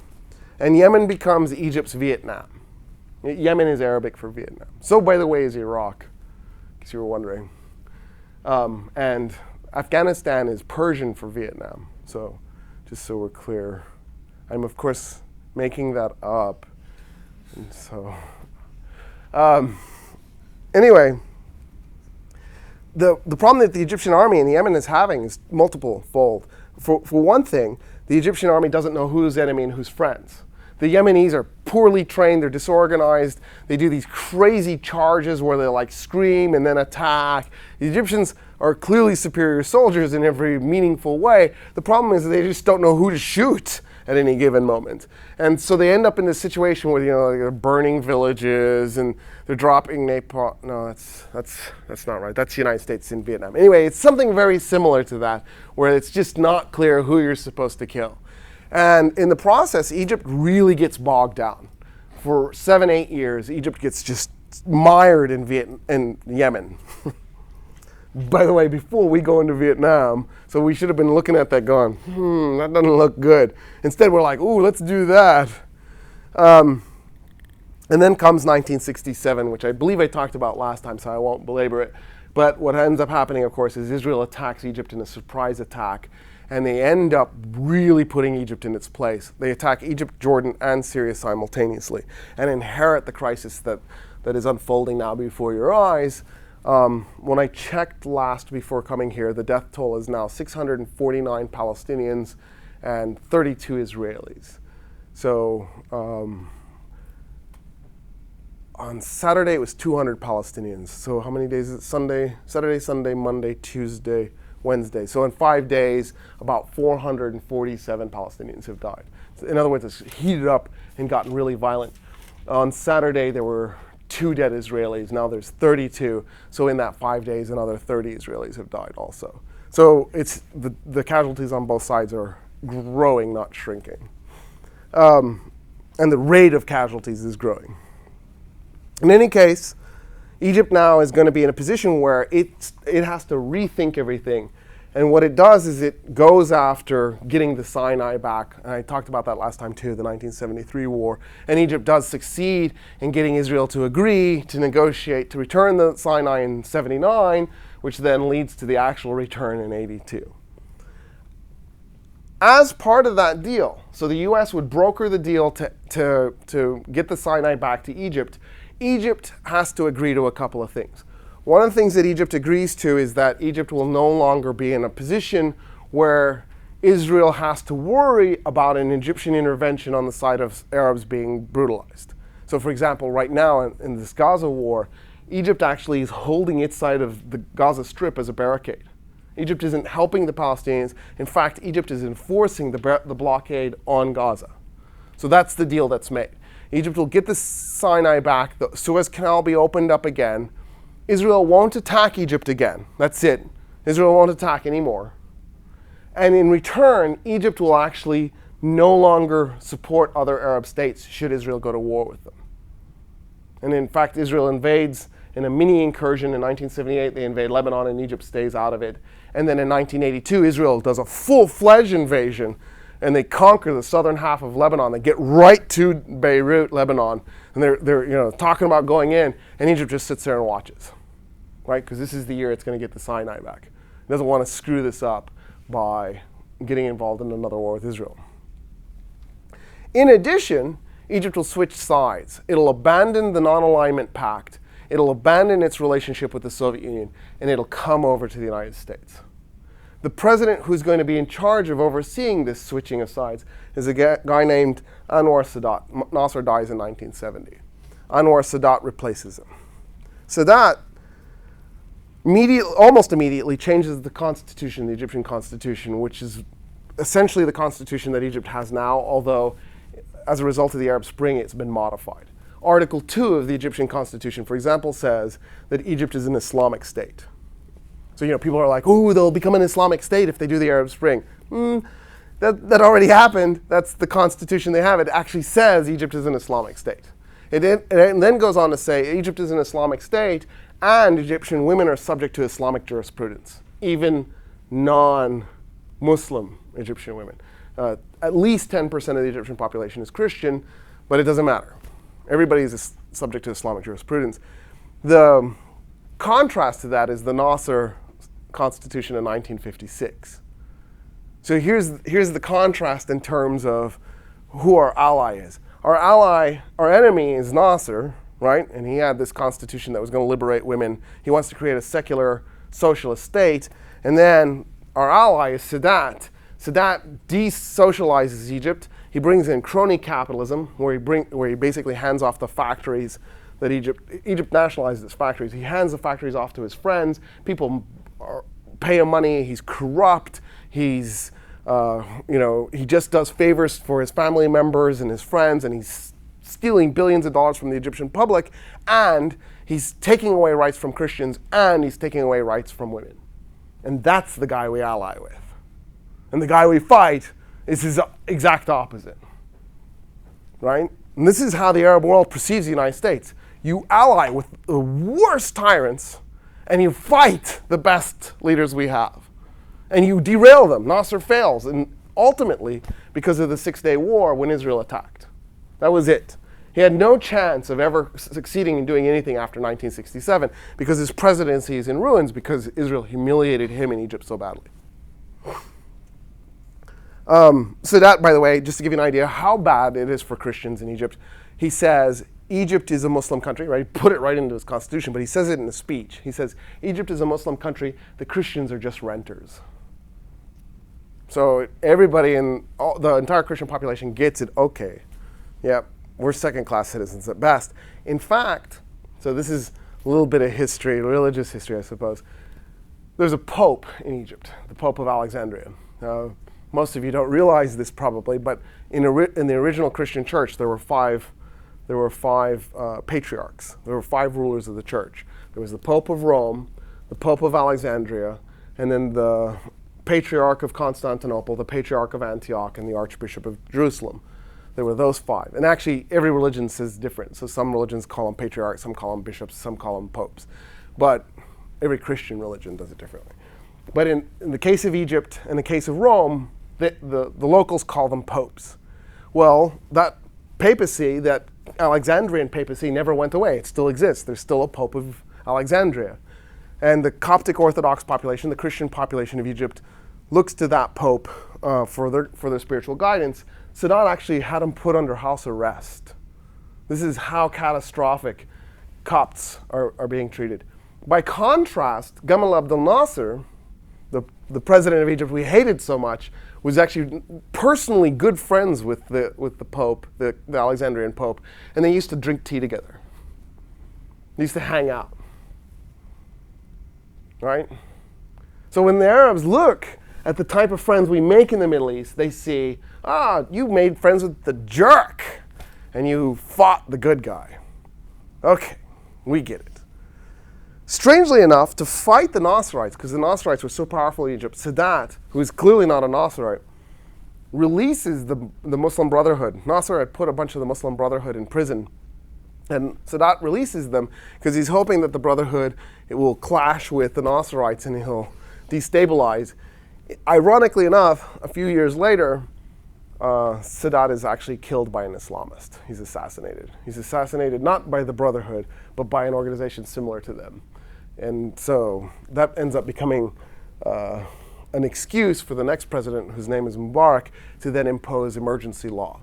That emergency lasted 30 years. The president was assassinated, emergency law went into effect, and then lasted 30 years. And the US supported and funded the government that insisted on maintaining emergency law for 30 years, for 3 decades. So this, of course, put US foreign policy again at odds with the average Egyptian. I actually almost got in trouble because of that once.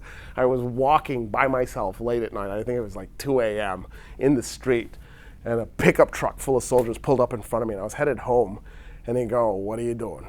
And I go, "I'm walking home." And he goes, "It's 2 a.m. And I go, "Yeah, I know." And they go, "It's past curfew." I'm like, "Oh my God, please don't kill me. I'm so close." And they let me go, but they really made sure that I had fear of God before they did. So that's not quite fully the entire Egypt story. So let me just kind of wrap it up. Mubarak is a jerk, right? He's this tyrant, but he's not a vicious tyrant. He's not like Saddam Hussein style tyrant. He's not like killing people in large numbers. He's killing people in small numbers. He's imprisoning and torturing people, his political opponents. The Egyptian military gets in the habit of becoming pretty nasty. One of their favorite things to do was take people that they didn't like, and they'd tie their hands behind their back, and then they'd open a door and hook them on the door and then leave them. And so over time, right, it pulls your arms out of joint, but you just leave them for long periods of time. Zawahiri, the new head of Al-Qaeda, he was an Egyptian who had this treatment. He can't actually reach his mouth, so he can't feed himself, he can't shave his beard. He would never shave his beard, but he couldn't if he wanted to. So he has to actually be helped to feed because he can't actually bring his hand to his mouth. Another fun tactic that the Egyptians in the Mubarak period liked to do was they would bring in a dog and have you raped, male or female, they didn't care. I mean, the dog was male, but whether you were male or female didn't matter. And they would have a dog rape you. Al-Zawahiri was raped by dogs on multiple occasions. Dogs are haram in Islam. Not as bad as a pig, but in the area. So I guess it wasn't as, like they could have brought pigs in, I suppose. That would have been worse. But it was kind of the next best thing. In any case, Egypt got kind of a reputation in the Middle East for being kind of if the United States wants something bad to happen to you, they make sure Egyptian security forces get a hold of you. You've probably heard of extraordinary rendition. If you haven't, this is a good time to talk about it. So we got in this habit, especially in the Bush administration, but we really started well before then. It was really called rendition. Bush is the guy who created extraordinary rendition. So let's say we knew somebody was a terror suspect. We knew they were plotting to do something nasty to us. Let's say we knew they were going to attack some US target. We knew, like we had intercepted communiques that proved that that guy really was going to do something. What we would do is we'd have him kidnapped. We would do it ourselves, or we would have somebody else do it, the Israelis or the Egyptians, and then we would release the guy into Egyptian custody and then have the guy tortured. But everybody knew who did the thing, in part because we'd always have a CIA agent in the room while you're being tortured. So, while you're screaming, the CIA guy is there gathering any intel. By the way, torture, is that good for intel gathering purposes? Do you get a lot of good, reliable intel? Probably not, because the person being tortured will say anything to get you to stop. So people have a tendency to make stuff up because they're like, okay, when I tell them I'm innocent, I don't know anything, I get tortured. But what if I give them something? So then you start making up stuff, right? So there tends to be a lot of really unreliable. But anyway, fine. And this is a way to keep ourselves from being sullied by torture. We just let somebody else do it for us. Extraordinary rendition went one step further. We don't have to know you're going to do something. We don't even have to know anything about you, let alone whether or not you might do something. We would just have you kidnapped and then tortured. And probably one of the most famous of these cases was that Canadian. He was an Arab American who was basically picked up by US forces and handed over to Syrian forces for torture. Now, how does Syria fall in this? Is Syria a Soviet ally, now a Russian ally, or were they a US ally? And the answer is they were a Soviet ally, now a Russian ally, and we have actually helped the Syrian rebels fight the Syrian government. But up until the Arab Spring, we actually used Syrian forces to torture people we want to torture, and we'd have a CIA operative in the room in Syria while they're doing this. In other words, we were willing to even work with our enemies to ensure that this happened. And of course, the Bashar al-Assad regime in Syria isn't exactly known for being particularly wonderful to its population. So again, we were on the wrong side. Right? We systematically had a tendency to be on the wrong side. All right, so now let me peel this thing back a little bit. So we've done Egypt. We've sort of done the Israeli part of U.S. foreign policy in the Middle East. So now I'm going to start you on the Iran-Iraq stuff. And then we'll cover the rest of it next time. But I just want to get it started. In 1905 or 1906, I think it was in 1905, the Iranians decide to do something crazy. They decide to become a democracy. What are they thinking, right? And they actually vote for a government, and they install their first parliamentary elections, and they have their first government put in place. In 1906, the British overthrow the Iranian democracy. And the way they do it is they fund clergy, they pay mullahs and ayatollahs money to overthrow the Iranian government, the Iranian democratic government. Iran then ends up being ruled by a monarch until World War II. In World War II, Great Britain and Russia actually invade Iran. They cut it in half. That was the World War I dream. It actually happens in World War II. They build a highway across Iran, and what the British do is they send supplies to the Soviet Union through this highway through Iran. So they don't invade Iran to conquer it per se. They invade it because they want to be able to supply the Soviet Union, and they can't supply it through Europe because Germany has Europe. So they have to go all the way around and go through Iran. In the aftermath of World War II, Iran attempts to make another democracy. And they elect, in 1950, a president named Mossadegh. Mossadegh's first objective, his first goal, is to get rid of the deal for the 95% concession that the British have with Iran that was created 50 years earlier, almost 50 years earlier. So what he does is he takes the Anglo-Iranian oil company and he nationalizes it. He seizes its assets. And he creates the National Iranian Oil Company. So the company that runs Iran's oil today is the NIOC. And it is exactly what used to be the AIOC, that British created company. Having said that, by that point, that British company, the AIOC, already had assets outside of Iran in other places around the world looking for oil. So when they lose Iran, the AIOC gets renamed and is today called British Petroleum. Cool? So British Petroleum was originally Persian Petroleum. It was the Anglo-Persian Oil Company. Today it's called British Petroleum.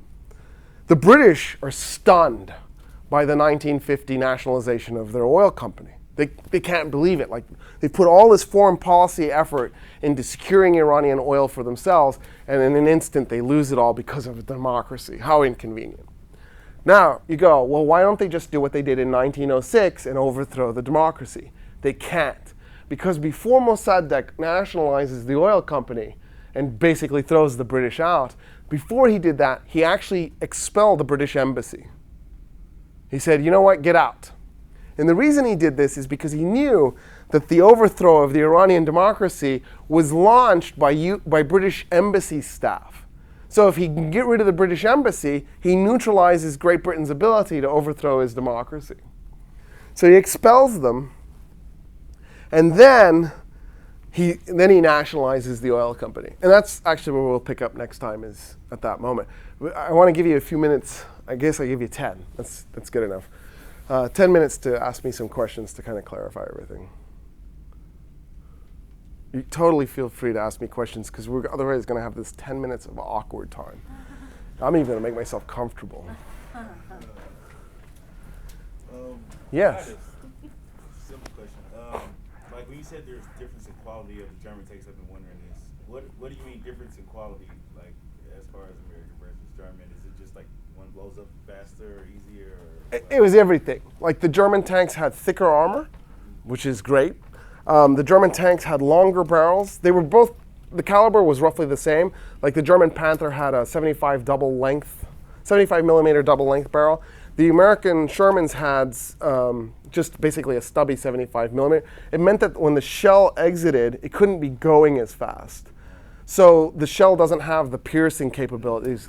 The Sherman tank could not penetrate the front armor of a German tank unless you got a really lucky shot, like you hit where the turret and the hull meet, or you sent the shell straight down the muzzle of the barrel. Something crazy like that, you could take it out. But other than that, forget about it. Eventually that's going to happen if you shoot enough shots, but it's really unlikely. Then the other thing was, so not just the Germans had a better gun, not just the Germans had better armor, better training. The German tanks tended to be lower profile, so a slightly harder target to hit. The Panther was a big tank, so it still ended up being a big target. But the Sherman was a small tank relative to the Panther, but it went up like a tower. Like it was almost like, please blow me up. And they built this really tall, like, I just want this to be the biggest target I can make it so you can really hit it. If you look at the profile of a Sherman, it looks like this goofy tank because we're used to now seeing the squat tanks because it doesn't make any sense. Why are you making a tall profile tank? And then on top of it, the Germans had these little details that they did. For example, they put Schürzen, not on the Panther, but on the Panzer IVs, they actually would put Schürzen on them. And what that would do is it was a piece of metal skirting on the outside so that if you fired a bazooka round, it would hit that and blow up before it hit the tank. So it kind of gave it a screen. The Germans also had a voice communication system. So a throat communication system. So instead of speaking into a mic, you had the mic right on your larynx. And that way, you don't pick up any of the background noise for the tank. By the way, it's what we use today. As of like 10 years ago, we finally figured out what the Germans were doing. The Germans in the 40s had this technology that we only now have had for the last 10 to 15 years. And they could just talk using their larynx, and you could not pick up the background noise for the tanks, and it made their ability to communicate with each other really easy. And then they had things like Nahverteidigungswaffen, which is, we actually don't know exactly how it worked, but it was a close proximity weapon that you had a charge that you would put into a tube, and you would launch it, and it would go up into the air, and it would explode and send shrapnel all around that wouldn't harm the tank, but would kill everybody in the area. It was a very nice weapon. Like, I want one of those for my car. Except that it would kill me, because my car is made out of aluminum and plastic, and the shrapnel would go right through it. But, okay, not my car, but I want a tank with that. That would be really fun.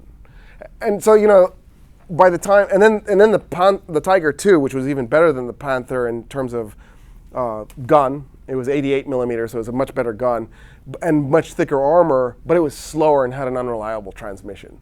Like if I had my choice, I would pick the Panther because it was faster and had a much better transmission. It still had trouble. The German transmissions weren't great. Isn't that weird? The Russian transmissions were unbelievably reliable, but most of their tanks came equipped with a sledgehammer because good luck shifting it. And so they would actually, the driver would actually have to pull out the sledgehammer and start pounding on the shifting lever while he's pushing in the clutch to try and shift the tank. But that transmission was never going to break. You couldn't shift it, but it was never going to break. Whereas the German tank, easy shift, but every once in a while the tank would just go because it would overheat the transmission. The original Panthers would actually catch on fire. The transmission would catch on fire. And then every once in a while that would go catastrophic and the whole tank would blow up and the crew would die, grisly firing death. And then they were like, well, we should really replace those transmissions. So, there's this weirdness about the Germans. They would make this really incredible piece of machinery, but then they'd drop in a really undersized transmission that couldn't handle it. And then, so the crew is like, this is such a nice tank if only the transmission worked. Anyway, how about a Middle East question?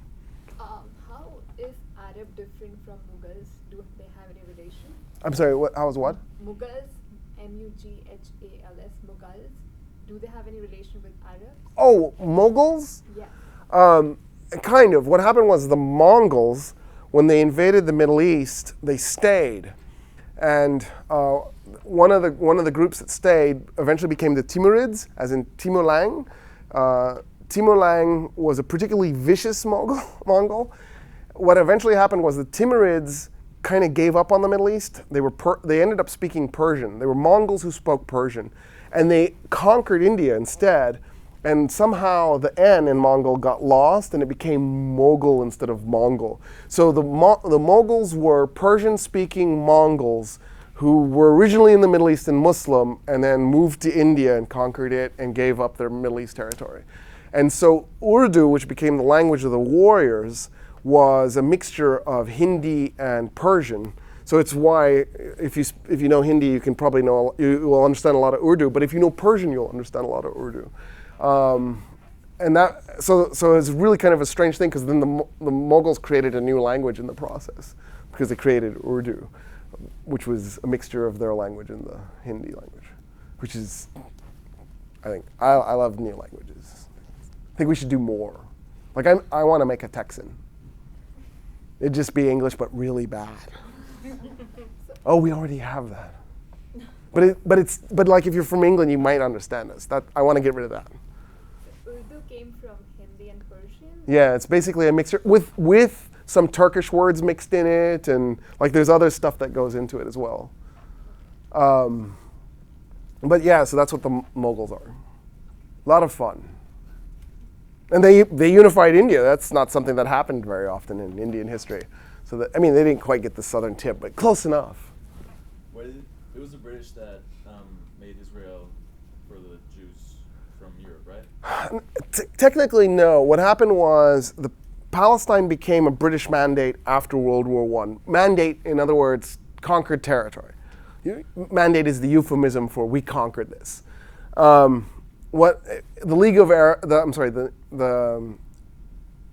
League of Nations, which was the precursor to the UN, sanctioned what Britain had done. What happened was, at the end of World War II, the UN voted and Britain abstained. Britain did not vote for. They could have vetoed it. They had veto power. So they could have just said no. But they abstained, which then meant that they didn't exercise their veto, even though they didn't exercise a yes. And what the UN did was they voted to then split Palestine into an Israel and a Palestine. And they could do that because it was technically British, like it belonged to Britain. Britain did not enforce the split. Britain protested and said, we are against this. We think this is a big mistake. What ended up happening was the British then decided, because they disliked it so much, that they were going to try and prevent Israel and Palestine from forming. The problem is they put their emphasis on preventing Palestine from forming. So Israel ended up coming into existence, and Palestine ended up just disappearing.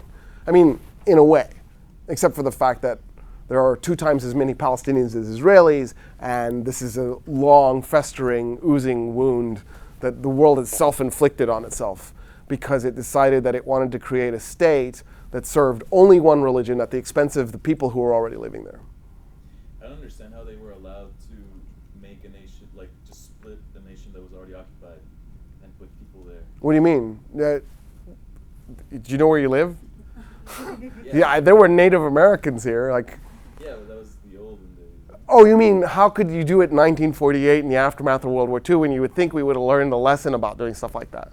Or at least people would object, you know? There were objections. The Arab world, for example, objected. There were even some European voices that weren't happy about it, like Great Britain. Having said that, the United States and the Soviet Union and France were very much in favor of it. And because they were very much in favor of it, it was hard for anybody to stop it. In 1948, nobody was going to say no to the United States and the Soviet Union. It just couldn't happen. And it was beyond people's comprehension. Because you never hear about it being a big deal, like when people protested Vietnam here. You never hear like people protesting the creation of Israel. There wasn't a mass protest movement in the first world for the creation of Israel. And it was because people had sympathy for what had happened to the Jews, and some people were thinking, okay, maybe if they get their own state, they'll be able to protect themselves. I mean, that's really flawed logic, right? Because if anything, what they've done is they've just sort of located themselves in one place and then put themselves in this really horrible, precarious situation that could potentially put them at more risk, not less risk. Where there were already people there. Like they could have put him in an island or something where there was no people. Well, yeah, I mean, when I get in conversation with Zionists, I have a Zionist friend who keeps saying, well, the Arabs could, well, how much land were the Arabs giving? Why can't the Arabs be generous? My immediate response is, well, why wasn't the United States generous? Why not New York and Connecticut or something? You know, or New Mexico and Arizona, which were actually asked for. The Zionist movement at one point asked the United States if it would be willing to give up Arizona and New Mexico and create a Jewish state. And the United States said no. But we're willing to let you do it in Palestine. So like we're willing to be generous with other people's stuff, but not our own. There's this, it makes me think of this study. And I don't know if I'm right about this. But so people are asked, and really to do this right, I should ask you, but I'm not going to. People are asked to solve this moral dilemma. So there's a railroad track with people on it working. There are 5 people working on it, and they can't hear anything because they're making so much noise. And they can't see anything because they're facing the wrong way. But coming down the track, headed straight towards them, is a train. And it will kill those 5 people when it hits them because it's going so fast.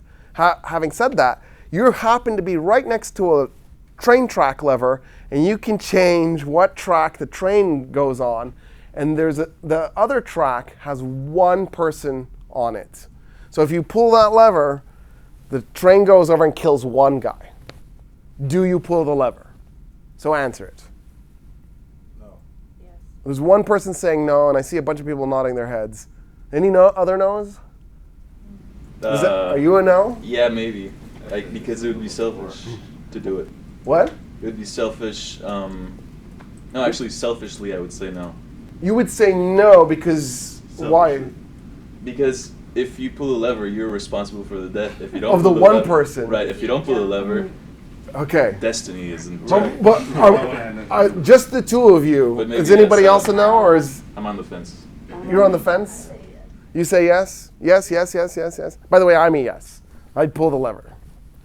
Okay, so now, most people say yes. The vast majority of people say yes. I'm glad, though, that you had that conversation because it was really good. Now, we're going to change the scenario slightly. Same thing, 5 people, can't hear, can't see, train barreling straight at them. You're on a bridge. I don't know where this bridge came from. You're on a bridge over the workers, and there's a guy standing next to you.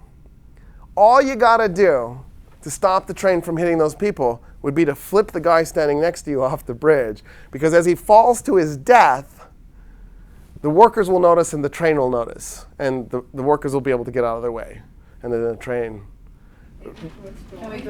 No, okay. See, okay, so that's, everybody says no, right? And the question is it because you're touching the guy, or is the lever your remote? And people are then asked, and they don't know the answer. I think that's the answer. The answer is you could have thrown yourself. Why didn't you throw yourself? If you're so adamant about saving those 5 guys, why are you sacrificing Bubba here when you could go? And I think that's the real reason the people who said yes in the first scenario say no in the second, is they don't want to die, and it's morally gross to sacrifice the guy standing next to you. But the researchers said they couldn't figure it out. I'm pretty sure this is obvious.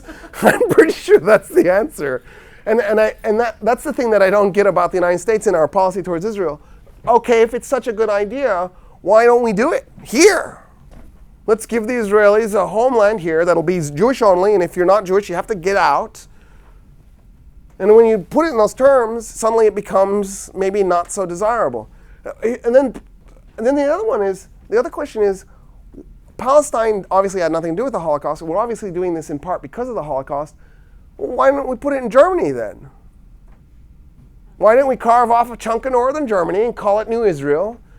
Hamburg could have become New Jerusalem and just give them northern Germany, right? That only seems fair, especially since most of the Jews that we're talking about were either American Jews, and most of them were of German descent, or they were European Jews, and most of them were of German descent, right? There's a reason why Yiddish was the dominant Jewish language in Europe. Yiddish is just German with a Jewish accent and some Hebrew words. And Yiddish is also an awesome language, by the way. Some of the coolest words ever are Yiddish. But anyway, it's a different story. Didn't they want to be close to Jerusalem and all that stuff like that? Okay. But then you say, well, so then it's a religious thing, but most Zionists will go, no, this isn't about religion. And it's like, well, if it's not about religion, then why do you want to be so close to Jerusalem? Clearly it's about religion. But then they say, no, I'm an atheist, or I'm a secularist Jew, and I'm a Zionist. And it's like, well, then why did it have to be Jerusalem? This was our homeland. This was your homeland? You're 2,000 years old? I don't understand. Here's the twist. The majority of Palestinians are of Jewish descent and are ethnically more Jewish than the European and American Jews who went and created Israel. So every time a Palestinian is murdered by an Israeli, a person who's more Jewish is killed by a person who's less Jewish. It's true that the Israeli is actually practicing Judaism or is a secular Jew. And it's true that those Palestinians are Christians and Muslims whose ancestors converted from Judaism to Christianity and Islam. But it's just a weird, ironic twist. I mean, it's embittering how ironic it is. It just doesn't make any sense. And here's the problem. I don't think I said this plainly last time, so I'll say it, and then I'll let you go because I'm way over, but I'm sorry. Let me just do this. The problem is if you said, okay, we're going to create a new state, and it'll be secular. It's not for one religion anymore. It'll be a democracy, secular, and there'll be rights for all minorities. And by the way, Muammar Gaddafi actually suggested calling it Isra'til. Israel and Palestine, Isra'til. So, it sounds terrible to me, but whatever.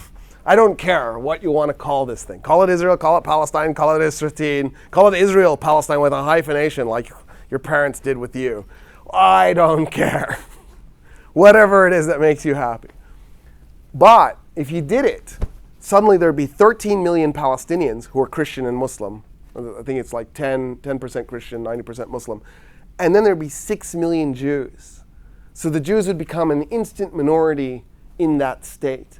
And they don't want that to happen. That's why they're fighting the Palestinians. They're not fighting the Palestinians because the Palestinians are attacking them. The Palestinians aren't attacking them. They're fighting the Palestinians because they don't want to have Palestine integrated with them because they'll instantly lose their majority.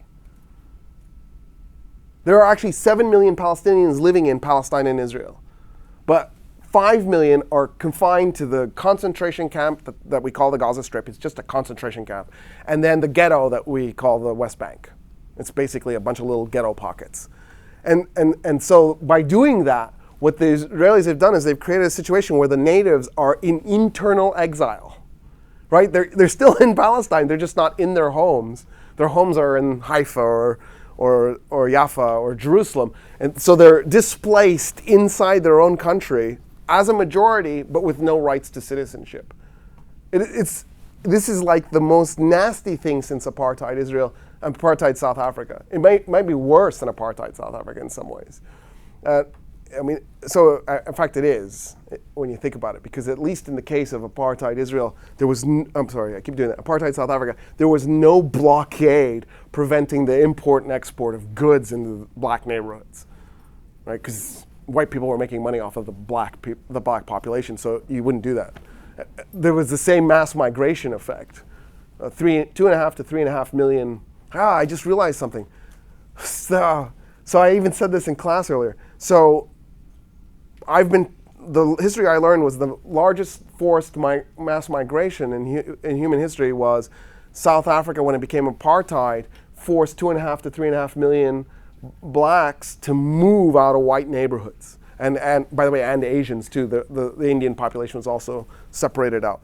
Well, the vast majority of the 5 million Palestinians living in the Gaza Strip and West Bank are themselves refugees forced out of the rest of Palestine. So that's actually probably a bigger population. Because I would be surprised if it was more than 1.5 million people were actually from those two places. I bet 3.5 million are actually displaced refugees.